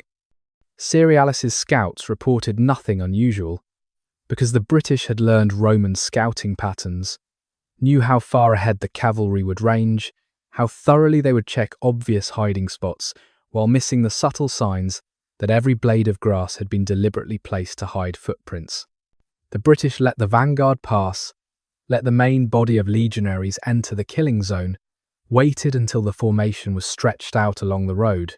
Then they struck from both sides simultaneously, not with the wild charge Romans expected, but with coordinated precision that spoke of careful planning. Slingers on the hills sent a rain of stones that dented helmets and broke collarbones. Warriors burst from concealed positions so close that Roman pila were useless, the fighting immediately hand-to-hand, where British fury could match Roman discipline. Cerealis tried to form his men into defensive squares, the standard response to ambush, but the British had anticipated this. Chariots swept down the road from both directions, scything through attempts at formation. Women dropped from trees onto Roman shoulders, driving daggers into the gaps in armour at the neck. Children, yes, children, darted between fighting men to slash at hamstrings with sharp flints, disappearing into the forest before retaliation could come. The 9th Legion had never experienced combat like this. In Germania, enemies fought with honour, warrior to warrior. Here, everything that moved was hostile. The forest itself seemed to attack them, roots tripping men trying to maintain formation, branches somehow always at eye level for Romans but never hindering the British. The legendary Roman discipline began to crack as men realised they were not fighting an army but an entire population, not conquering a province but drowning in it. The Roman retreat began as an ordered withdrawal but quickly became a rout. Men threw away shields to run faster, abandoned wounded comrades, thought only of escape. The British pursued, their lighter equipment and knowledge of terrain allowing them to run down legionaries weighted with armour. The road north became littered with Roman dead, men who had conquered half the world, brought down by enemies they had dismissed as primitive. Cerealis himself survived, though historians debate whether through skill or British intention. Some suggest Boudicca wanted him alive, to carry news of the defeat, to spread fear among other legions. He made it back to his fortress with less than 500 men from the 2,000 who had marched south. The 9th Legion, Hispana, one of Rome's elite units, had been effectively destroyed as a fighting force. More importantly, the myth of Roman invincibility in Britain had been shattered. The psychological impact rippled through the province. If a British force could destroy professional legionaries, not just veterans but serving soldiers, then nowhere was safe. Roman citizens in Londinium and Verulamium began to panic. British slaves in Roman households grew bold, some disappearing in the night to join the rebellion, others simply watching their masters with eyes that promised vengeance. The careful balance of power that had kept Britain quiet for 17 years had shifted, and everyone could feel it. Roads that led to ruin. The great irony of Boudicca's rebellion was how Roman achievements enabled its success. The road network that Rome had built to control Britain now carried the news of their defeats faster than any army could move to respond. The straight, well-maintained highways that allowed legions to march quickly from fortress to fortress now guided British warbands directly to their targets. Infrastructure, meant to showcase Roman superiority, became the arteries through which rebellion flowed. These roads were more than just practical transport routes. They were statements of power, cutting straight through the landscape, regardless of natural features, imposing Roman order on British chaos. They followed no ancient paths, respected no sacred sites, acknowledged no tribal boundaries. A Briton could walk from their ancestral lands to territories they had never seen, all on Roman stones that proclaimed with every measured mile that the old ways were obsolete. Now those same roads carried refugees fleeing the advancing British force, spreading panic more effectively than any enemy agent could. Each survivor who reached the next town brought tales that grew in the telling. The colony wasn't just destroyed but erased. The rebels didn't just kill, but performed unspeakable rituals with the bodies. Boudicca wasn't just a queen, but a goddess of vengeance incarnate, accompanied by druids who could curse a man to death with a look. The British force moved along these roads like blood through veins, choosing their path based on where the stones led. They didn't need scouts or guides. Rome had thoughtfully marked every mile, every crossroad, every bridge. The road to Londinium was as clear as if the Romans had drawn them a map, which in essence, they had. Every milestone they passed was defaced, not destroyed but transformed. Roman numerals replaced with British symbols, distance to Rome replaced with days until destruction. Londinium, the city that chose to die. Londinium in 60 AD was not yet the great city it would become, but it was already the commercial heart of Roman Britain. Built where the Thames could be bridged and ocean-going vessels could anchor, it had grown from nothing to a thriving port in less than 2 decades. Its streets were not the organised grid of a proper Roman city, but an organic tangle following trade routes and property lines, a place that had grown too fast for proper planning. The population was a mixture that existed nowhere else in Britain. Roman merchants and Greek traders, Jewish bankers and Gallic craftsmen, British workers and Germanic slaves, all pressed together in wooden buildings that rose 2 and 3 stories above narrow streets. Languages mixed in the markets, creating a pidgin that let a Syrian glass merchant haggle with an Iceni farmer while both understood just enough to make a deal. It was cosmopolitan in a way that offended both Roman traditionalists and British natives, belonging fully to neither world. Governor Suetonius Paulinus arrived in the city with a small cavalry force, having raced back from Anglesey, where he had been destroying the sacred Druid groves. He was one of Rome's best generals, a man who had conquered the Atlas Mountains, who understood both conventional and guerrilla warfare. He took one look at Londinium's defences, which consisted of a wooden palisade and the misplaced confidence of its inhabitants, and made a decision that would haunt him forever. The city could not be defended. The mathematics were simple and brutal. He had perhaps 1,500 troops immediately available. The British force numbered in the tens of thousands. Londinium had no stone walls, no natural defences, no food stores for a siege. Its population included thousands of non-combatants who would hinder any defence. To make a stand here would mean the loss of his entire force and still not save the city. Better to preserve his army, gather more troops, choose the ground for battle. It was the right military decision, and it condemned 20,000 people to death. When Suetonius announced the evacuation, or rather that anyone who could move should follow his army, the reaction was disbelief turning to panic. The wealthy loaded their most valuable goods onto carts, then abandoned them when it became clear the roads were clogging. The poor grabbed what they could carry, then dropped it piece by piece as exhaustion set in. The sick, the old, the pregnant women, the small children, anyone who couldn't maintain the forced march pace, were left behind. Families split, some members fleeing, others staying. Decisions made in moments that would echo through generations. Many chose to stay, unable to believe that the rebels would destroy a city that had done them no direct harm. Londinium wasn't a colony built on stolen land like Camulodunum. It was a trading post where British and Roman had profited together. Surely the rebels would see the difference. Surely Queen Boudicca, a woman and mother herself, would show mercy to civilians. They barricaded themselves in their homes and workshops, hiding valuables, preparing to wait out the storm. The British force arrived 3 days after Suetonius left, and any hopes of mercy evaporated with the first smoke plumes. Boudicca made no attempt to negotiate, sent no demands for surrender. The attack began immediately. fire arrows turning the wooden buildings into funeral pyres for those inside.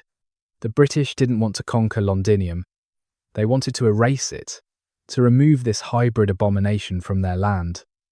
Every building that represented foreign influence, every symbol of commercial exploitation, every structure that stood on what had been British soil, all of it had to burn. The killings were systematic and deliberate. This was not the hot rage of battle, but cold execution of judgment. Roman citizens were hunted through the streets, tracked by British slaves who knew every hiding place. Merchants who had grown rich trading British goods to Rome discovered that wealth could not purchase mercy. Craftsmen who had introduced foreign ways found their innovations had marked them for death. Even Britons, who had adapted to Roman ways, who had cut their hair short and worn the toga, were treated as traitors, deserving special punishment. The Thames turned red with blood, witnesses would later say, though whether from the slaughter or reflection of the flames was never clear. The bridge, that marvel of Roman engineering that had first made the city possible, burned through the night like a river of fire, collapsing into the water with a sound like thunder. The warehouses full of grain and oil exploded in the heat, sending pillars of flame so high they could be seen from 20 miles away. The city that had taken 20 years to build was destroyed in 20 hours, through smoke and screaming. You are trapped in Londinium as it burns, pressed against the wall of a collapsed building as smoke fills your lungs with each desperate breath. The air tastes of charred wood and something worse, the sweet, sick smell of burning flesh that makes your stomach revolt, even as terror keeps you frozen. Your eyes stream tears from the smoke, turning the world into a blur of orange flames and dark shadows that might be buildings or might be warriors coming to find you. You hear the screaming all around you, a constant sound that has become almost like weather, rising and falling but never stopping. Some voices call out in Latin, pleading for mercy that will not come. Others shout in Greek, in Aramaic, in languages you don't recognize. The death cries of a dozen nations, mixing into one universal expression of terror. Above it all, you hear the British war cries, the ululating sound that seems to come from every direction, accompanied by the crash of breaking doors and the crackle of spreading flames. The heat presses against you like a living thing, making each breath feel like swallowing fire. Your skin feels tight, dried out, beginning to blister where flying embers have touched it. You smell your own hair singeing, feel your clothes beginning to smoulder. The metal buckle on your belt has become so hot, it burns through the fabric to brand your skin. But you dare not move to adjust it, dare not draw attention to your hiding place. Through the smoke, you glimpse scenes that will haunt you forever if you survive. A woman runs past carrying a bundle that might be a baby or might be belongings. Her clothes on fire, her mouth open in a scream you cannot hear over the roar of flames. A man crawls along the ground, something wrong with his legs, leaving a dark trail behind him. A child stands in a doorway, perfectly still, as if frozen, until the building collapses inward and the child is gone. You feel the ground shake as another building falls, the vibration travelling through the earth and up through your bones. Sparks shower down like hellish snow, each one a tiny agony where it touches exposed skin. Your throat is so dry you cannot swallow, your tongue swollen, your lips cracked and bleeding. You would give anything for water, but the public fountains are running red. And you watched 3 people die trying to reach the well in the forum. British warriors passed close enough that you could touch them, their bodies painted with ash and blood, their eyes reflecting the fires like demons from the deepest pits. They move through the smoke as if it doesn't affect them, as if they can see through it, smell their prey through it. One stops near your hiding place, and you hold your breath until your lungs scream, certain he can hear your heart beating. But he moves on, drawn by some sound you didn't hear, and you gulp smoky air that makes you want to cough, but you dare not make any sound. The governor's gambit. Suetonius Paulinus sat in his temporary headquarters, a commanded villa 15 miles from the burning Londinium, and planned with the cold precision that had made him one of Rome's finest generals. The reports spread across his table painted a picture of catastrophe: Camulodunum erased, the Ninth Legion broken, Londinium in flames. But Suetonius saw opportunity in disaster. The British force was drunk on success, laden with plunder, swollen with non-combatants who had joined to witness Rome's humiliation. They were no longer an army but a migration, and migrations could be channeled, directed, trapped. He had 2 legions available, the 14th Gemina and elements of the 20th Valeria Victrix, plus auxiliaries, perhaps 10,000 men total against a British force that might number 200,000. Though he knew most of those were not warriors. The mathematics seemed impossible, but Suetonius had studied history, Thermopylae, Cannae, Alesia, battles where terrain and discipline had overcome numbers. He needed to find the right ground, create the right conditions, turn the British strength into weakness. His officers argued for defending Verulamium, the next city in Boudicca's path. It had better defences than Londinium, a larger Roman population. Strategic importance. Suetonius refused. Cities were traps for the defender in this kind of war. He would not repeat the mistake of Camulodunum, would not allow his forces to be overwhelmed by sheer numbers in street fighting, where Roman discipline meant nothing. Let Verulamium burn if it must. Cities could be rebuilt. Legions could not. Instead, he began a strategic withdrawal northward, following the Roman road that would later be called Watling Street. But this was not a retreat. It was a hunt in reverse, the prey choosing where the predator would strike. His scouts reported on every valley, every forest clearing, every place where the road narrowed. He was looking for specific features: a confined space that would negate the British numerical advantage, high ground for his troops, obstacles that would funnel the enemy attack, and most importantly, terrain that would trap the British when they broke. As he withdrew, he sent messages to every Roman force in Britain: "Come immediately, maximum speed, bring every man who could hold a weapon." Some responded, others did not. Whether from fear or inability, he would never know. He ordered the evacuation of every Roman settlement in the rebel path, sometimes at sword point, when citizens refused to abandon their property. He stripped garrisons from the western frontier, gambling that the Welsh tribes would not take advantage, knowing that if he lost this battle, frontier security would be meaningless anyway. The psychological warfare began immediately. He left small forces behind to harass the British advance, not to stop them but to anger them. Hit-and-run attacks on foraging parties, poisoned wells, bridges burned just as the British vanguard arrived. Each small success for the British came at a cost. Each Roman withdrawal looked like fear but was actually calculated. Suetonius wanted the British confident, angry, eager for the final confrontation. Emotional armies made poor tactical decisions. He spread disinformation through deliberate security breaches, allowing British spies to discover false plans. The Romans were running out of supplies. The legions were on the verge of mutiny. Suetonius was planning to abandon Britain entirely. Each lie was crafted to encourage British overconfidence, to make them believe that one more battle would complete their victory, to prevent them from dispersing back to their tribes with their winnings while they could still claim success. His own men he worked differently, building their confidence through constant drill, reminding them of Roman victories against overwhelming odds, promising wealth from the plunder the British carried with them.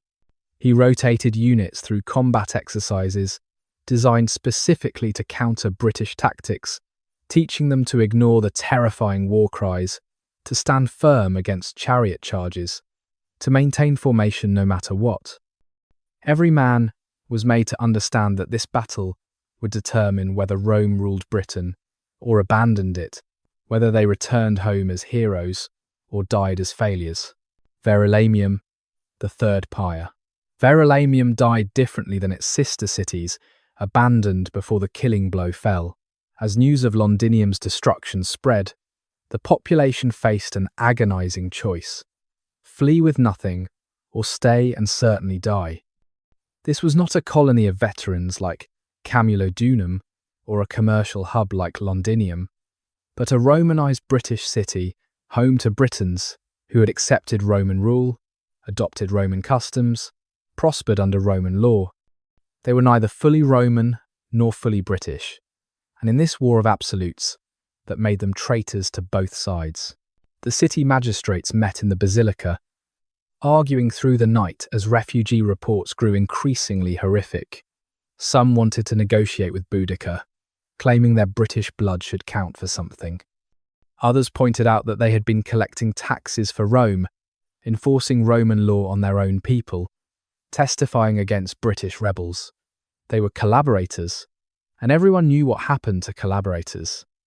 The debate ended when a blood-covered rider arrived with news that the rebel army was less than a day away. The evacuation was more organised than Londinium's, but no less heartbreaking. Families who had lived in the same houses for generations took what they could carry and walked away from everything else.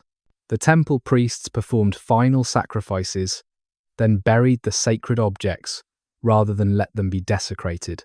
The city archives were burned by the clerks themselves, destroying records of debts, contracts, and citizen rolls that could be used to identify and hunt down survivors. It was an admission that Verulamium as a civic entity was already dead. Some refused to leave, particularly the elderly, who had seen too much change already. They dressed in their finest clothes, opened their best wine, and waited for death with a dignity they felt their years deserved.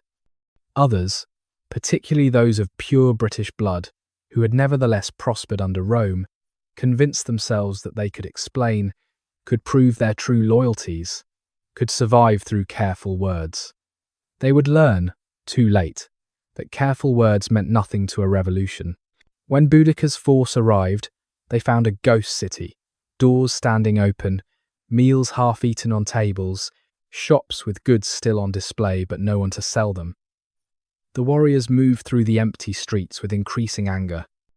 This was supposed to be another triumph, another statement of British power, but it felt hollow. Burning empty buildings lacked the satisfaction of destroying the enemy directly. Some wanted to pursue the fleeing population, but Boudicca, showing strategic thinking that Roman historians would later reluctantly praise, refused to scatter her forces.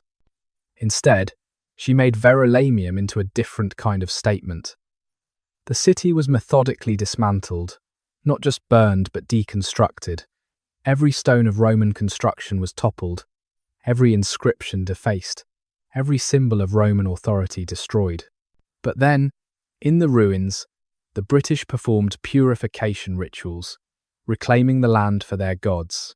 Sacred groves were replanted, where Roman forums had stood. Springs that had been channeled into Roman baths were reopened to flow naturally. It was not just destruction, but reconsecration, turning a Roman city back into British earth. The psychological impact on the refugee population, watching smoke rise from their abandoned homes, was devastating. They had chosen correctly in fleeing, but survival felt like its own form of death. They were people without a place, British who could never go home, Romans who had never truly been Roman. Many would never recover, spending their remaining years in other cities, always foreign, always suspect, living reminders of the price of collaboration. The burning of 3 cities in succession created a narrative that spread faster than accurate information. In Gaul, traders reported that Britain was lost, that the entire island was in flames. In Rome, senators demanded to know how a single barbarian woman could destroy multiple cities while Roman legions did nothing. The perception of Roman weakness, arguably, did more damage than the actual destruction. Other provinces took note. If Britain could rebel successfully, perhaps they could too. The taste of victory. The British force camped in the ruins of Verulamium, like conquerors of the world, drunk on a success that seemed impossible just weeks before. 3 cities lay in ashes behind them. Roman citizens fled at the mention of Boudicca's name. The legions, those invincible instruments of oppression, had been broken or were running. Warriors who had hidden their weapons for 17 years now wore them openly, their blades still red with Roman blood that they refused to clean off, wearing it like war paint. Around the fires that night, the stories had already begun their transformation into legend. The fall of Camulodunum grew in the telling until the temple had held 10,000 Romans, all burned alive as sacrifices to British gods. The ambush of the 9th became a tale of divine intervention, the forest itself rising up to strangle the invaders. Every warrior had personally killed a dozen Romans. Every woman had set fire to a Roman palace. Every child had thrown the stone that brought down a Roman general. The plunder was beyond anything the tribes had ever seen. Gold and silver from Roman treasuries, fine clothes and jewelry from Roman matrons, weapons and armor from Roman soldiers, all piled in great heaps that seemed to prove the gods' favor. Warriors adorned themselves with Roman decorations they didn't understand, wearing civic crowns and military awards like barbarian trophies. Women dressed in silk stolen from Roman warehouses, the fine fabric incongruous with the war paint still on their faces. But underneath the celebration, fault lines were already forming. The Trinovantes wanted to return to their lands, to rebuild on the ashes of Camulodunum. They had achieved their vengeance, reclaimed their territory, and saw no need to continue what was becoming an increasingly dangerous campaign. Other tribes worried about their own undefended territories, about harvests that needed gathering, about children and elderly left behind. The coalition that rage had built was beginning to fray as success reduced the immediate pressure that had held it together. Choosing the killing ground, Suetonius found his battlefield with the patience of a master craftsman selecting the perfect piece of stone. The site was along Watling Street, though its exact location would be debated by historians for millennia. What mattered were the features: a narrow valley with steep wooded slopes on both sides, forcing any attacker to compress their forces. Behind the Roman position, dense forest that would prevent encirclement, but also cut off retreat, making it clear that this was victory or death. The ground sloped gently upward to the Roman position, enough to give advantage, but not so steep as to exhaust attackers before combat. It was a funnel, a trap, a killing ground disguised as a battlefield. The Roman deployment was textbook precise. 10,000 men arranged in close order, the 14th Legion in the centre, the 20th on the flanks, auxiliary infantry filling the gaps. The cavalry, perhaps 1,000 horses, positioned on the wings where the valley widened slightly. Every man could see, every other man could hear the commands, could maintain the formation that was Rome's greatest strength. They had spent days preparing the position, creating small obstacles that would disorder a charge, clearing sight lines for their pila, marking ranges so every soldier knew exactly when to throw. Suetonius addressed his troops in the morning, his words carefully chosen to counter British psychological warfare. He reminded them that most of the enemy were not warriors but rabble, that British courage was loud but brittle, that discipline would defeat passion, as it always had. He pointed out the wagons visible in the distance, where British families had gathered to watch Rome's final humiliation, and told his men those wagons carried all the plunder of 3 cities. Wealth that would be theirs by nightfall. Every man who survived would be rich.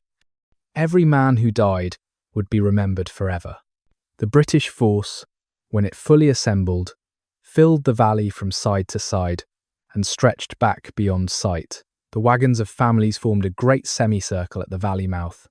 Thousands of non-combatants come to witness the end of Roman Britain. It was a festival atmosphere. Children playing, women preparing food, elderly telling stories of the last time they had been free. They had absolute confidence.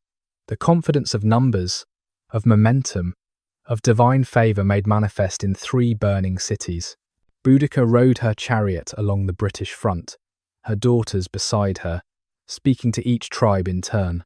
Her words varied, but the theme remained constant. This was the day of decision, the moment when they would either reclaim their island or lose it forever. She reminded them of Roman crimes, of violated daughters and stolen lands, of 17 years of humiliation that would be washed away with Roman blood. She promised that the gods watched, that ancestors waited to welcome heroes, that victory was already written in the smoke of burned cities. The contrast between the forces could not have been greater.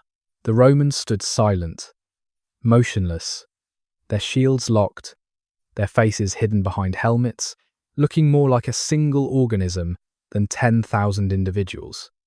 The British surged and swirled like the sea, warriors pushing forward eager to begin, others hanging back to finish war songs. No clear organisation beyond tribal groupings that merged and separated like foam on waves. The Romans had one commander whose word was absolute. The British had dozens of chiefs, each leading their own people, coordinating loosely, if at all. As the sun reached its zenith, the waiting ended. A great roar went up from the British force, the sound of 100,000 voices raised in fury, and they began to advance. The Romans remained silent, waiting, measuring the distance, trusting their general's timing. The valley compressed the British advance, forcing warriors to push against each other, disrupting their formations before they even reached Roman lines. The chariots that had been so effective in open ground found themselves trapped in the press of bodies. Suetonius waited until the British were at optimal range, then gave the signal. 10,000 pila flew as one, a black rain that fell into the compressed mass of British warriors. The screams began immediately, men pinned to the ground, shields made useless by the bending Roman spears, the press of bodies preventing the wounded from falling, forcing them to be trampled by their own advancing comrades. Before the British could recover, a second volley flew, then the Romans drew swords and, still in perfect formation, began their advance down the slope. What happened next was not a battle, but a mechanical process of destruction, the collision of organisation against chaos, discipline against passion, Roman military science against Celtic warrior tradition. The battle that would determine the fate of Britain had begun, and it would end with the field so thick with corpses that survivors would walk on bodies rather than earth, with the wagons meant to witness triumph, becoming death traps for fleeing families, with Boudicca's dream of freedom drowning in blood that would stain the ground for generations. The morning, everything changed.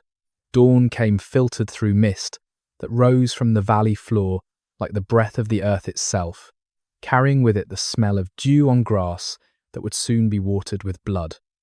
The Roman camp had been active since the third watch, men checking armour straps one final time, sharpening already sharp blades, taking small bites of hard bread and posca, the vinegar wine that was the legionaries' standard drink.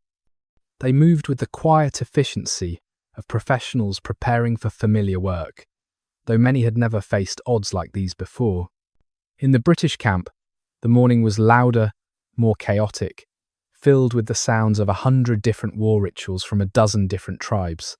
Some warriors painted themselves in elaborate patterns that told the stories of their ancestors' victories, each spiral and line placed precisely according to traditions passed down through generations.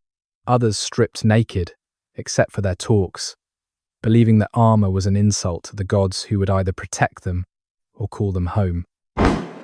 Women braided their hair with the finger bones of enemies, killed in previous battles, turning themselves into walking reminders of British fury. The Druids moved through the camp, performing final rituals, reading omens in the flight patterns of ravens that circled overhead, interpreting the shapes of clouds that moved across the slowly lightening sky. They sacrificed white horses, their blood collected in bronze cauldrons, and used to mark the foreheads of champions who would lead the charge. The screams of the dying animals mixed with the increasingly loud war chants until the sound became a physical presence that seemed to shake the ground itself. Boudicca prepared for battle with the deliberate care of someone who understood that this day would determine not just her fate, but her place in history. Her daughters helped her don her war gear, a corselet of bronze scales that had belonged to her grandmother, a woman who had fought Romans when Caesar first crossed the Channel. Her hair was dressed with lime that made it stand out from her head like a corona of fire, a visual declaration that she was no longer entirely mortal, but something between human and divine. The British force began to array itself across the valley mouth. But it was less a military formation than a gathering storm. Each tribe maintained its own identity, its own standards, its own way of preparing for battle. The Iceni formed around their queen, perhaps 10,000 warriors who had started this rebellion and would see it through to whatever end awaited. The Trinovantes took the left, their desire for vengeance against Camulodunum's destroyers still burning hot, despite their growing doubts about continuing the campaign. Behind the warriors came the families, thousands of them, loading onto wagons to follow the army into the valley. They wanted to witness Rome's final humiliation, to see their men destroy the last Roman force in Britain, to be present at the moment when freedom was won. Children sat on their mothers' shoulders for a better view. Old men who had fought Romans in their youth climbed onto wagon beds to watch their grandsons finish what they had started. It was to be a spectacle, a celebration, a moment that would be remembered in songs for 1,000 years. The Romans watched this deployment with professional interest. Centurions pointed out weaknesses in the British array to their men, noting how the compression of the valley would disorder their charge, how the wagons behind them would prevent orderly withdrawal, how the mix of fighting styles would create gaps that disciplined troops could exploit.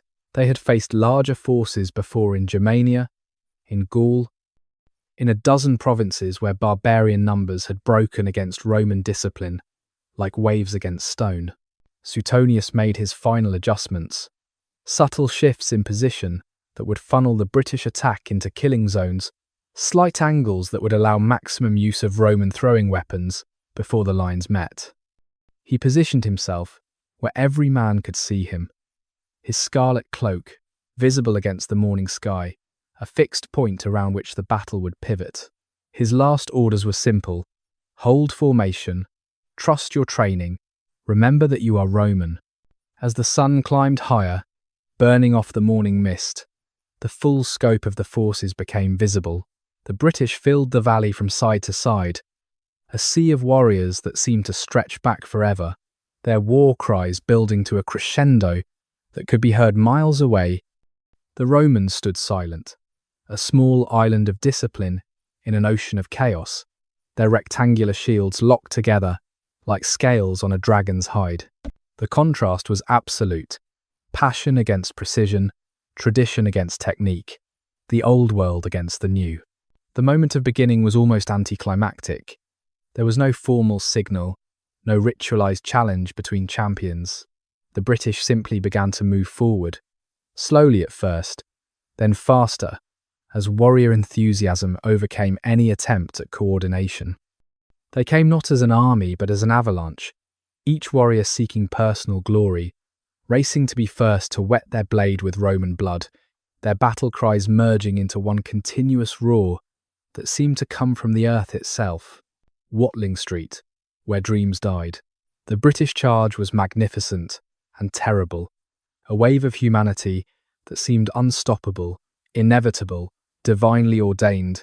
Warriors ran with the wild abandon of those who believed themselves already victorious, their painted bodies blurring together into a single mass of colour and movement. The chariots that had been so effective in open ground found themselves trapped in the press of bodies, their drivers fighting to control horses that sensed the wrongness of the compressed space.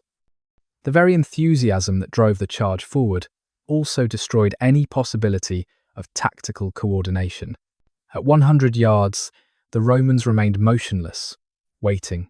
At 80 yards, centurions began calling preparatory commands, voices calm, despite the approaching storm.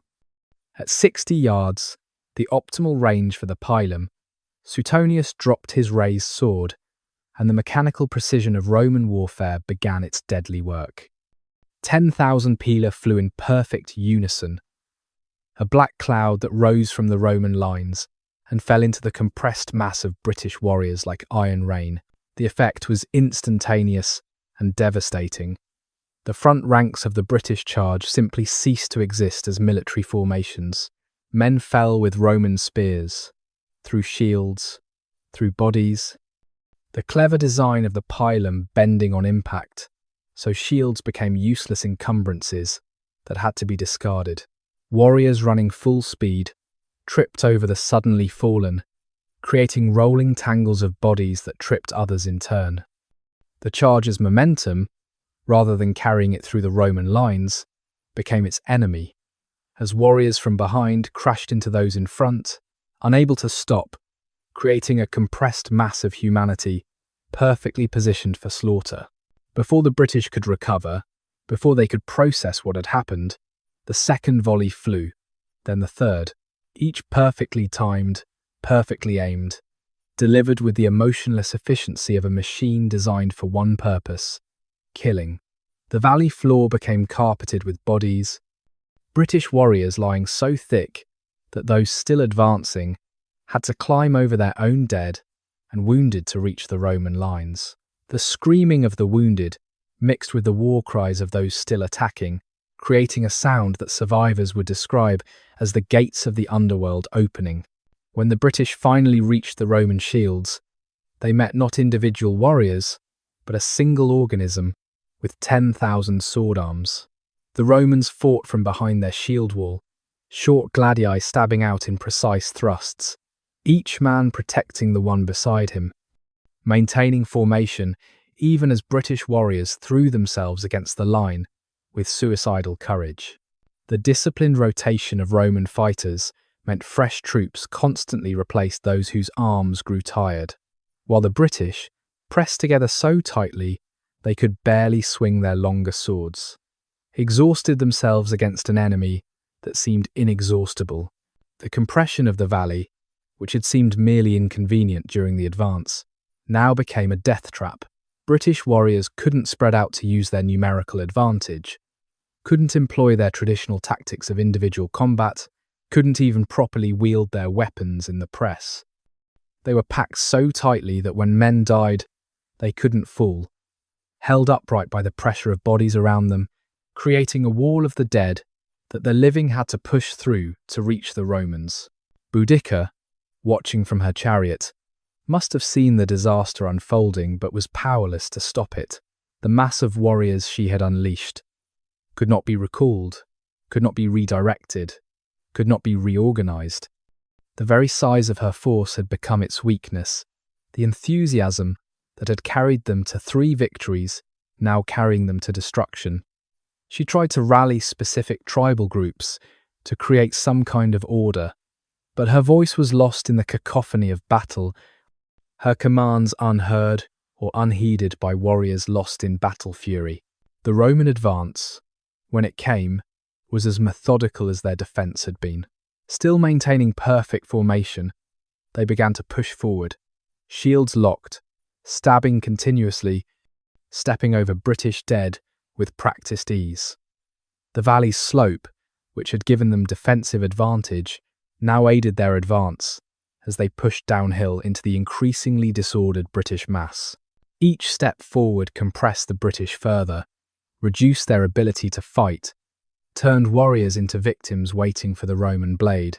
The British flanks began to collapse first, warriors at the edges of the battle, able to see the catastrophe and beginning to flee. But here the geography that had created the trap completed it.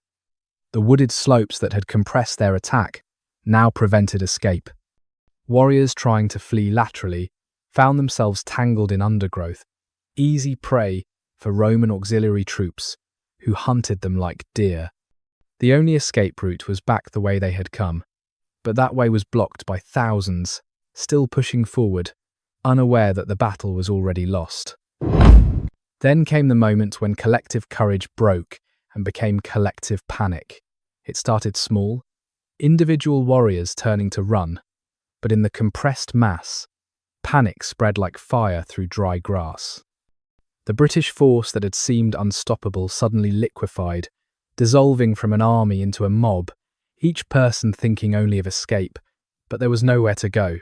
The valley that had funneled them toward the Romans now funneled them toward their families, toward the wagons that had come to witness triumph. The wagons themselves became instruments of destruction. Packed with families who had come to watch Rome's humiliation, they now blocked the only escape route. Warriors crashed into civilians, everyone pushing, climbing, trampling in their desperation to escape.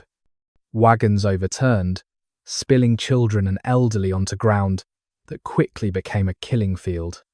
The Romans, following their fleeing enemies, made no distinction between combatant and non-combatant. This was not a battle anymore, but an extermination, payment for 3 burned cities extracted in British blood. The pursuit continued until exhaustion, not mercy, stopped Roman arms.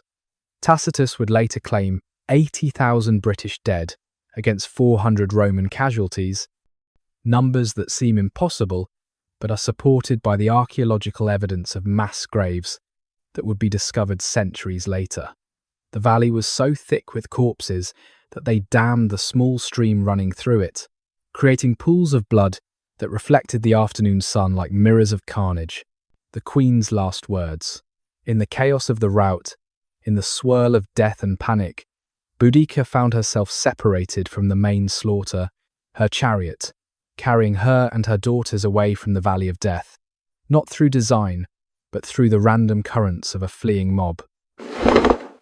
Her driver, a man whose name history never recorded, somehow navigated through the press of bodies, perhaps following some hunter's path he knew from youth, perhaps simply lucky in the lottery of survival. They stopped in a grove of oak trees, far enough from the battle that the screaming faded to a distant roar like ocean waves. The horses stood shaking, foam dripping from their mouths, their sides heaving with exhaustion. Boudicca's daughters sat silent in the chariot, their faces blank with shock, the paint that had made them look like war goddesses, now smeared into patterns that looked more like tears than symbols of power. Boudicca stepped down from the chariot and stood on earth that would soon be Roman again, breathing air that tasted of defeat and death. She looked at her daughters, these girls who had been violated, who had become symbols of resistance, who would now become slaves again if captured, or worse, parade exhibits in a Roman triumph. She spoke to them then, words that different sources record differently, but whose essence remains consistent across all tellings. "My daughters," she said, her voice steady despite everything. "I have failed you twice, once when I could not protect you from Roman hands, and now when I cannot give you the freedom I promised. But I will not fail you a third time. I will not let them take you again." She produced a vial from within her robes, a small thing that caught the late afternoon light, filled with liquid, the colour of shadow. Poison was the tool of Roman politics, not Celtic warfare, but she had learned from her enemies. The daughters took it first, obedient to the end, drinking without hesitation, trusting their mother, even in this final act. They died quickly, perhaps mercifully, their bodies relaxing into peace for the first time since their violation. Boudicca held them as they died, sang to them in the old tongue, songs their grandmother had sung, songs from before Rome existed, songs that connected them to ancestors, stretching back to the beginning of memory. When they were still, she arranged their bodies carefully, with dignity, closing their eyes, straightening their clothes, making them look like they were sleeping. She removed their torques, those symbols of nobility that Rome had tried to strip from them, and buried them deep in the earth, where Roman hands would never find them. Only then did she drink, but the sources disagree on whether the poison worked. Tacitus says she died by poison, maintaining control to the end. Cassius Dio claims she fell ill and died, possibly from infected wounds, possibly from a slower poison, possibly from simple despair. Others suggest she took poison, but it failed, and she fell on her sword rather than be taken alive, choosing a warrior's death despite everything. The truth died with her in that grove, leaving only the certainty that she chose her own end rather than letting Rome choose it for her. Poison or steel, the mystery of the end. The death of Boudicca remains one of history's unresolved questions, a gap in the narrative that has been filled with speculation, propaganda, and wish fulfillment for nearly 2,000 years. The Roman sources, our only contemporary accounts, disagree on fundamental details. Tacitus, writing closest to the events, with information from his father-in-law, Agricola, who served in Britain during the rebellion, states simply that she ended her life with poison. His account has the ring of probability, the anticlimax of real history rather than dramatic narrative. But Cassius Dio, writing a century later, with access to sources now lost, provides a different version. In his telling, Boudicca fell ill after the battle and died, though whether from wounds, poison, or disease is unclear. He suggests a lingering death, time for her to understand the full scope of the catastrophe, to see her rebellion dissolve like morning mist. This version served Roman propaganda better, suggesting divine punishment rather than human agency in her end. The location of her death is equally mysterious. The Grove of Oaks exists in legend but not on any map. Roman search parties, sent to find her body to display as proof of victory, returned empty-handed. British tradition speaks of sacred groves that could hide themselves from enemy eyes, of druids who could make the very forest conspire to protect the dead.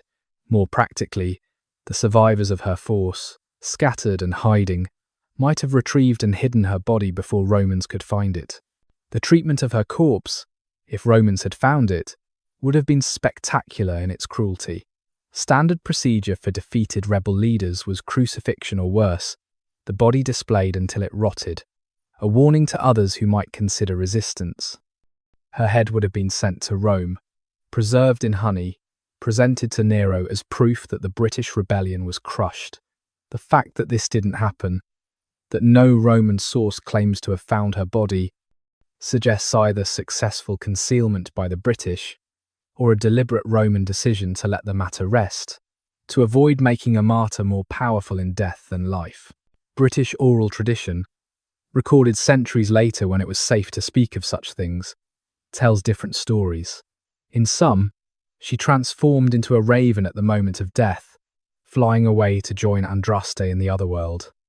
In others, she sleeps beneath a sacred hill, waiting to return when Britain needs her most. Still others claim she walked into a sacred pool and disappeared, the water accepting her as a sacrifice for future freedom. These stories tell us nothing about her actual death, but everything about her transformation, from historical figure to mythological archetype. The question of poison versus sword matters less than the fact of choice. In a world where Roman victory meant Roman control of everything, including how enemies died, Boudicca's self-determined death was a final act of resistance. She denied Rome the triumph, the display, the demonstration of power that public execution would have provided. She controlled the narrative of her end, even if she couldn't control the end itself. The silence after screaming. In the days following Watling Street, Eastern Britain experienced a silence so complete, it seemed like the land itself was holding its breath. The survivors of the British force scattered like seeds on the wind, individuals and small groups making their way back to territories that no longer felt like home. They moved at night, hid during the day, avoided roads that might carry Roman patrols hunting for rebels to crucify. The great alliance that Boudicca had forged dissolved as quickly as it had formed, each tribe retreating into its own grief, its own calculations of survival. The battlefield itself was left to the ravens and wolves for 3 days before Roman burial parties began their work. They separated Roman dead for proper cremation, their ashes to be sent home with military honours. The British dead were thrown into mass pits, no identification attempted, no ritual observed, just the practical disposal of what Rome considered waste. The smell carried for miles, a sweet, sick miasma that would linger in memory long after it faded from the air. In Iceni territory, the silence was deepest. Villages stood empty, their inhabitants fled or dead. Fields that should have been harvested stood untended, grain rotting on the stalk. Livestock wandered unpenned, reverting to wildness. The Romans, who came to reimpose control, found a kingdom that had essentially ceased to exist, its nobility dead or scattered, its wealth consumed in the rebellion, its population reduced by perhaps half. There was nothing left to rule, hardly anything left to punish. The healing, such as it was, happened in darkness and quiet.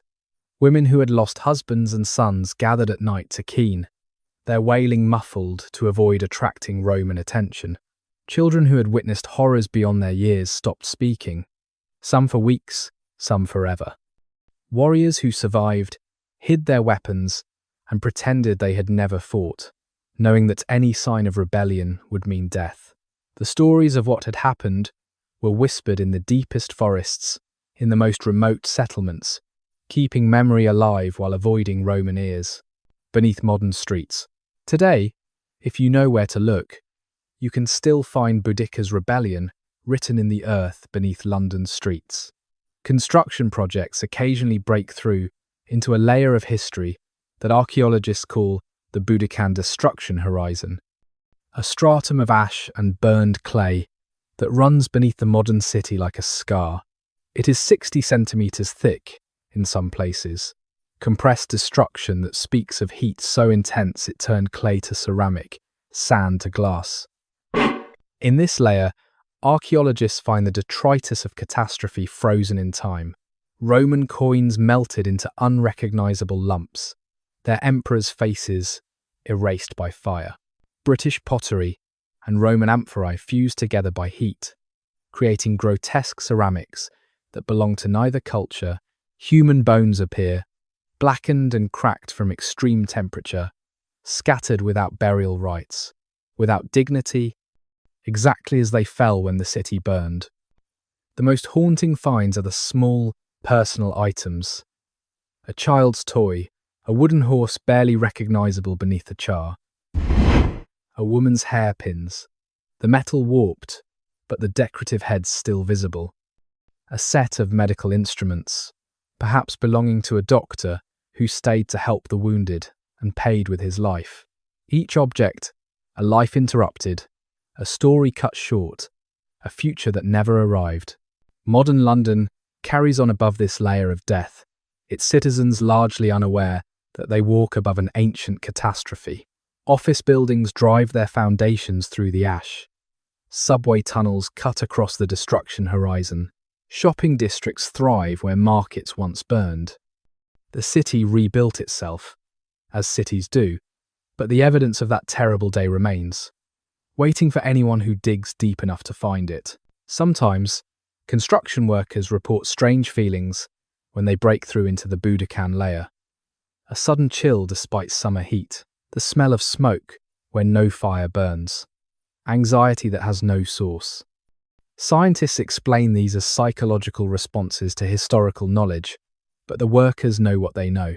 They are touching a moment when the world ended for thousands, when civilization itself seemed to burn, when rage made manifest walked the earth in the form of a red-haired queen. The River Thames, which has shifted its course over 2 millennia, occasionally gives up artifacts from that time when its waters ran red.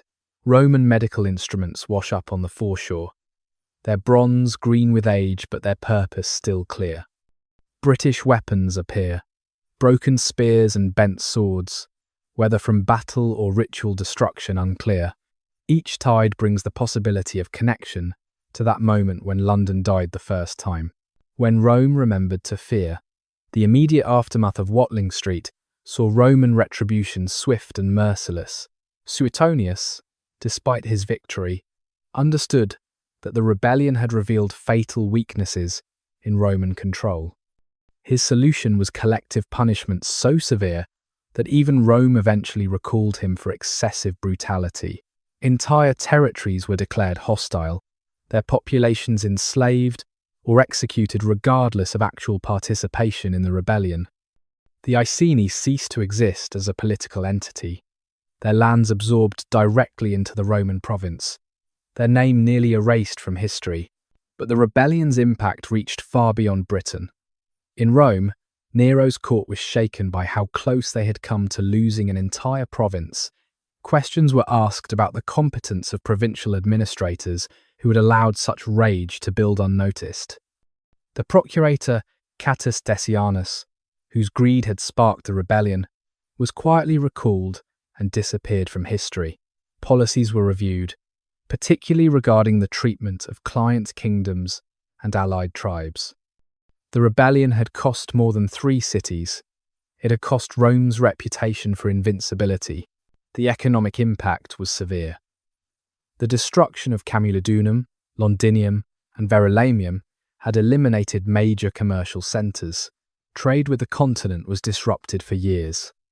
The cost of rebuilding, combined with a loss of tax revenue from dead or enslaved populations, made Britain an economic drain rather than an asset. Some in the Roman Senate argued for abandoning the province entirely, cutting losses rather than throwing good money after bad. Only imperial pride kept the eagles in Britain. Military reforms followed quickly. No longer would colonies be established without proper fortifications. No longer would legions be scattered in small garrisons.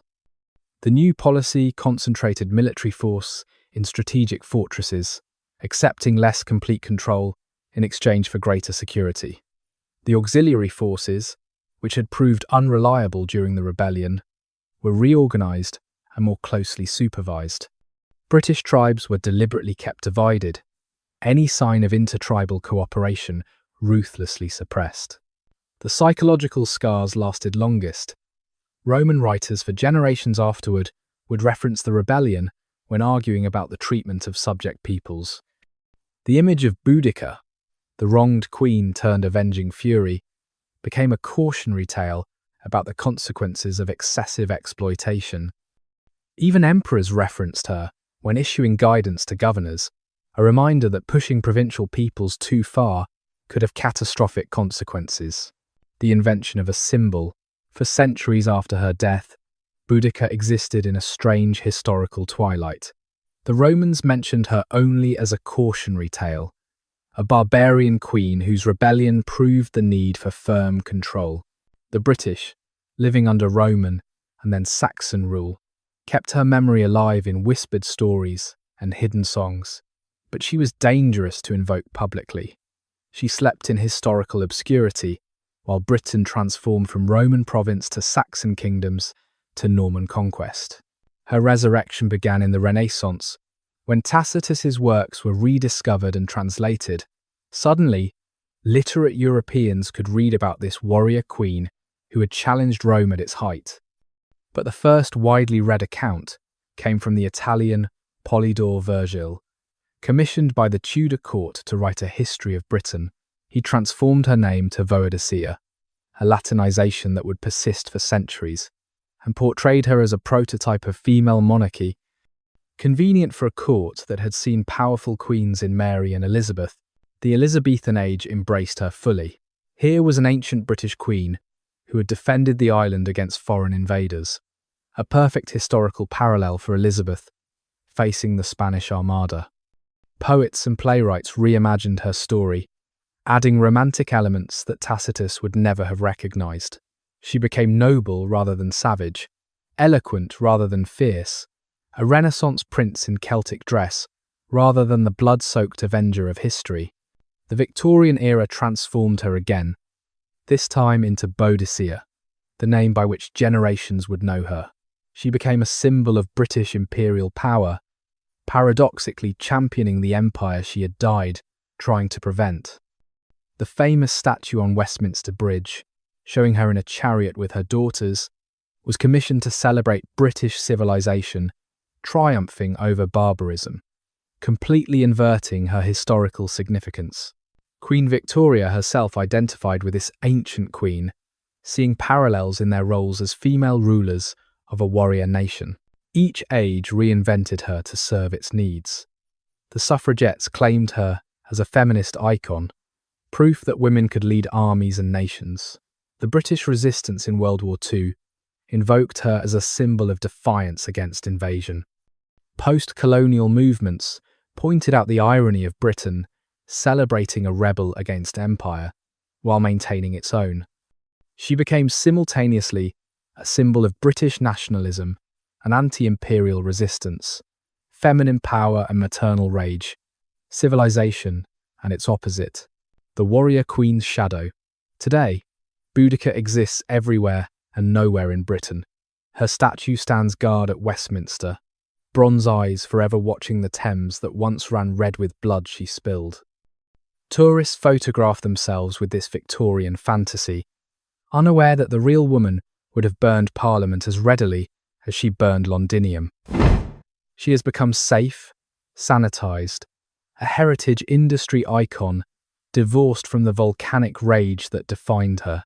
Schools teach her story, but carefully, emphasizing her role as a victim, fighting injustice, rather than a perpetrator of massacre. The burning of cities becomes abstract, the slaughter of civilians contextualized into acceptability. She becomes a lesson about standing up to bullies, rather than a warning about how violation can transform humans into forces of nature.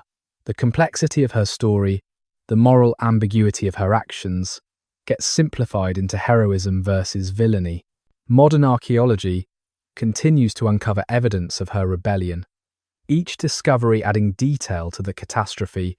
Ground-penetrating radar reveals mass graves. Chemical analysis of burned layers reveals temperatures that could only come from deliberate, sustained arson. DNA evidence from remains shows the diversity of the populations that died. Roman and British genes mingled in death as they never were in life. Each scientific advance makes the rebellion more real, more terrible, more impossible to romanticize. The places she destroyed have all rebuilt, grown beyond anything she could have imagined. London, which she erased, is now one of the world's great cities. Colchester, ancient Camulodunum, is a pleasant town that trades on its Roman heritage while downplaying its destruction. Street, Albans, former Verulamium, has Roman ruins as tourist attractions, the rebellion reduced to a line in guidebooks. The land has healed, as land does, covering trauma with time and growth. Daughters of rebellion. Of all the mysteries surrounding Boudicca, perhaps the most poignant is the fate of her daughters. They appear in history only as victims, defined entirely by what was done to them rather than who they were. We don't know their names, their ages beyond young, their personalities, their dreams. They exist in the historical record only as violated bodies, catalysts for their mother's rage, symbols rather than people. The rape of Boudicca's daughters was the match that lit the rebellion's fire. But what of the girls themselves? They rode with their mother through the campaign, were present at the battles, witnessed the destruction of cities. What thoughts passed through their minds as they watched Romans burn in the temple at Camulodunum? What did they feel seeing other daughters orphaned by the violence their violation had unleashed? History is silent, interested only in their symbolic value, not their human experience. Their death, by poison in most accounts, was perhaps a mercy given the alternatives. Capture would have meant slavery at best, more likely exhibition in Rome followed by execution. They would have been displayed as examples of British barbarism, tamed by Roman justice. Their bodies one final humiliation for their dead mother. Instead, they died free, or as free as anyone could be in the shadow of such catastrophe. No graves have been found, no monuments mark their passing. They vanished from history as thoroughly as if they had never existed, leaving only the echo of violence done to them, and violence done in their name. Perhaps that's fitting. They were given no choice in becoming symbols, no voice in the rebellion fought for their honour. Their silence in death matches their silence in life. Historical agency denied even in stories supposedly about them. Truth beneath legend. When we strip away the centuries of interpretation, propaganda, and myth-making, what remains of the real Boudicca? A woman, probably in her 30s or 40s, married to a king who thought he could balance between worlds. A mother who saw her daughters violated by an occupying power that viewed them as property. A leader who united tribes that had been enemies for generations. A general who won victories that shouldn't have been possible and suffered a defeat that was probably inevitable. The numbers in our sources are almost certainly exaggerated. 80,000 British dead at Watling Street would have been nearly the entire adult population of several tribes. 70,000 Romans and allies killed in the three cities would have been most of the Roman civilian population in Britain. More likely, the dead numbered in the thousands rather than tens of thousands, still catastrophic, but not the apocalyptic scale Roman historians claimed. The exaggeration itself tells us something. This rebellion scared Rome enough that they needed to make it larger than life, to transform defeat of it into epic victory. Was she a hero or a villain? The question itself is anachronistic. She was a product of her time and circumstances, shaped by cultures that valued different things than we do. To her people, she was a wronged queen seeking justified vengeance. To the Romans, she was a barbarian terrorist who slaughtered innocents. To the families who died in burning cities, she was death incarnate. To the warriors who followed her, she was the voice of gods demanding freedom. All these things were true simultaneously. What seems clearest is that she never intended to become a symbol. She wanted specific things: vengeance for specific wrongs, death for specific enemies, freedom for specific people. The transformation of her personal rage into historical archetype was something that happened to her story, not something she chose. She fought for the real and immediate, not for abstract principles or future generations' interpretation. Her true legacy might be the demonstration that empire is always fragile, that the oppressed can become the oppressor with shocking speed, that rage carefully tended can burn cities. She proved that 17 years of occupation had not broken British spirits, only driven them underground. She showed that Rome could bleed, even if she couldn't kill it. She created a moment when the impossible seemed possible, when the world turned upside down, when a woman with nothing left to lose could make an empire tremble. And so the story of Boudicca draws to its close. Though in truth, stories like hers never really end. They sleep in the earth beneath our feet, waiting to be awakened by construction workers' shovels or archaeologists' careful brushes. They live in the DNA of modern Britons who carry genes from both the rebels and the Romans, the victors and the vanquished mingled in blood as they never were in life. They echo in every moment when the powerless rise against the powerful, when violation demands answer, when rage becomes action. The rebellion that Boudicca led lasted perhaps 6 months, from the first gathering of the tribes to the catastrophe at Watling Street. In that brief time, she achieved the impossible and demonstrated its impossibility. She united the disunited, destroyed the indestructible, and very nearly rewrote the history of the Western world. That she failed was perhaps inevitable. That she tried was certainly extraordinary. Modern visitors to Britain walk unknowing above the ashes of her rage.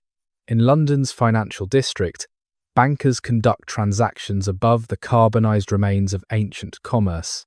In Colchester's shopping centres, families browse where families once burned. In Street, Albans parks, children play where children once died. The land remembers, even when people forget, holding its scars beneath a veneer of normalcy, keeping its secrets for those who know how to look. The transformation of Boudicca, from historical figure to cultural symbol, tells us more about the societies that reimagined her than about the woman herself. Each generation has found in her what it needed to find: noble, savage, proto-feminist, imperial icon, resistance fighter, She has become a mirror in which cultures see their own values reflected back, their own struggles validated. The real woman, whoever she was, has been buried beneath these layers of interpretation as thoroughly as ancient Londinium is buried beneath modern London. I'm thankful you've joined me in visiting these distant memories, in walking through the smoke and screams of ancient Britain, in witnessing both the horror and the heroism of a rebellion that shook an empire. The story of Boudicca reminds us that history is never simply about good versus evil, victory versus defeat, but about human beings caught in circumstances that demand terrible choices, about the price of both oppression and resistance, about the echoes that violence leaves in the earth and in memory. May the gentle turning of history's wheel rock you to sleep. And remember, in those quiet moments before dreams claim you, that beneath every peaceful surface lie stories of struggle. Beneath every settlement lies the possibility of unsettlement, and beneath every empire lies the seed of its own undoing. The earth remembers everything, and sometimes, when conditions are right, it speaks its memories in fire and blood and the voice of a wronged queen who refused to submit. I wish you a calm and peaceful night.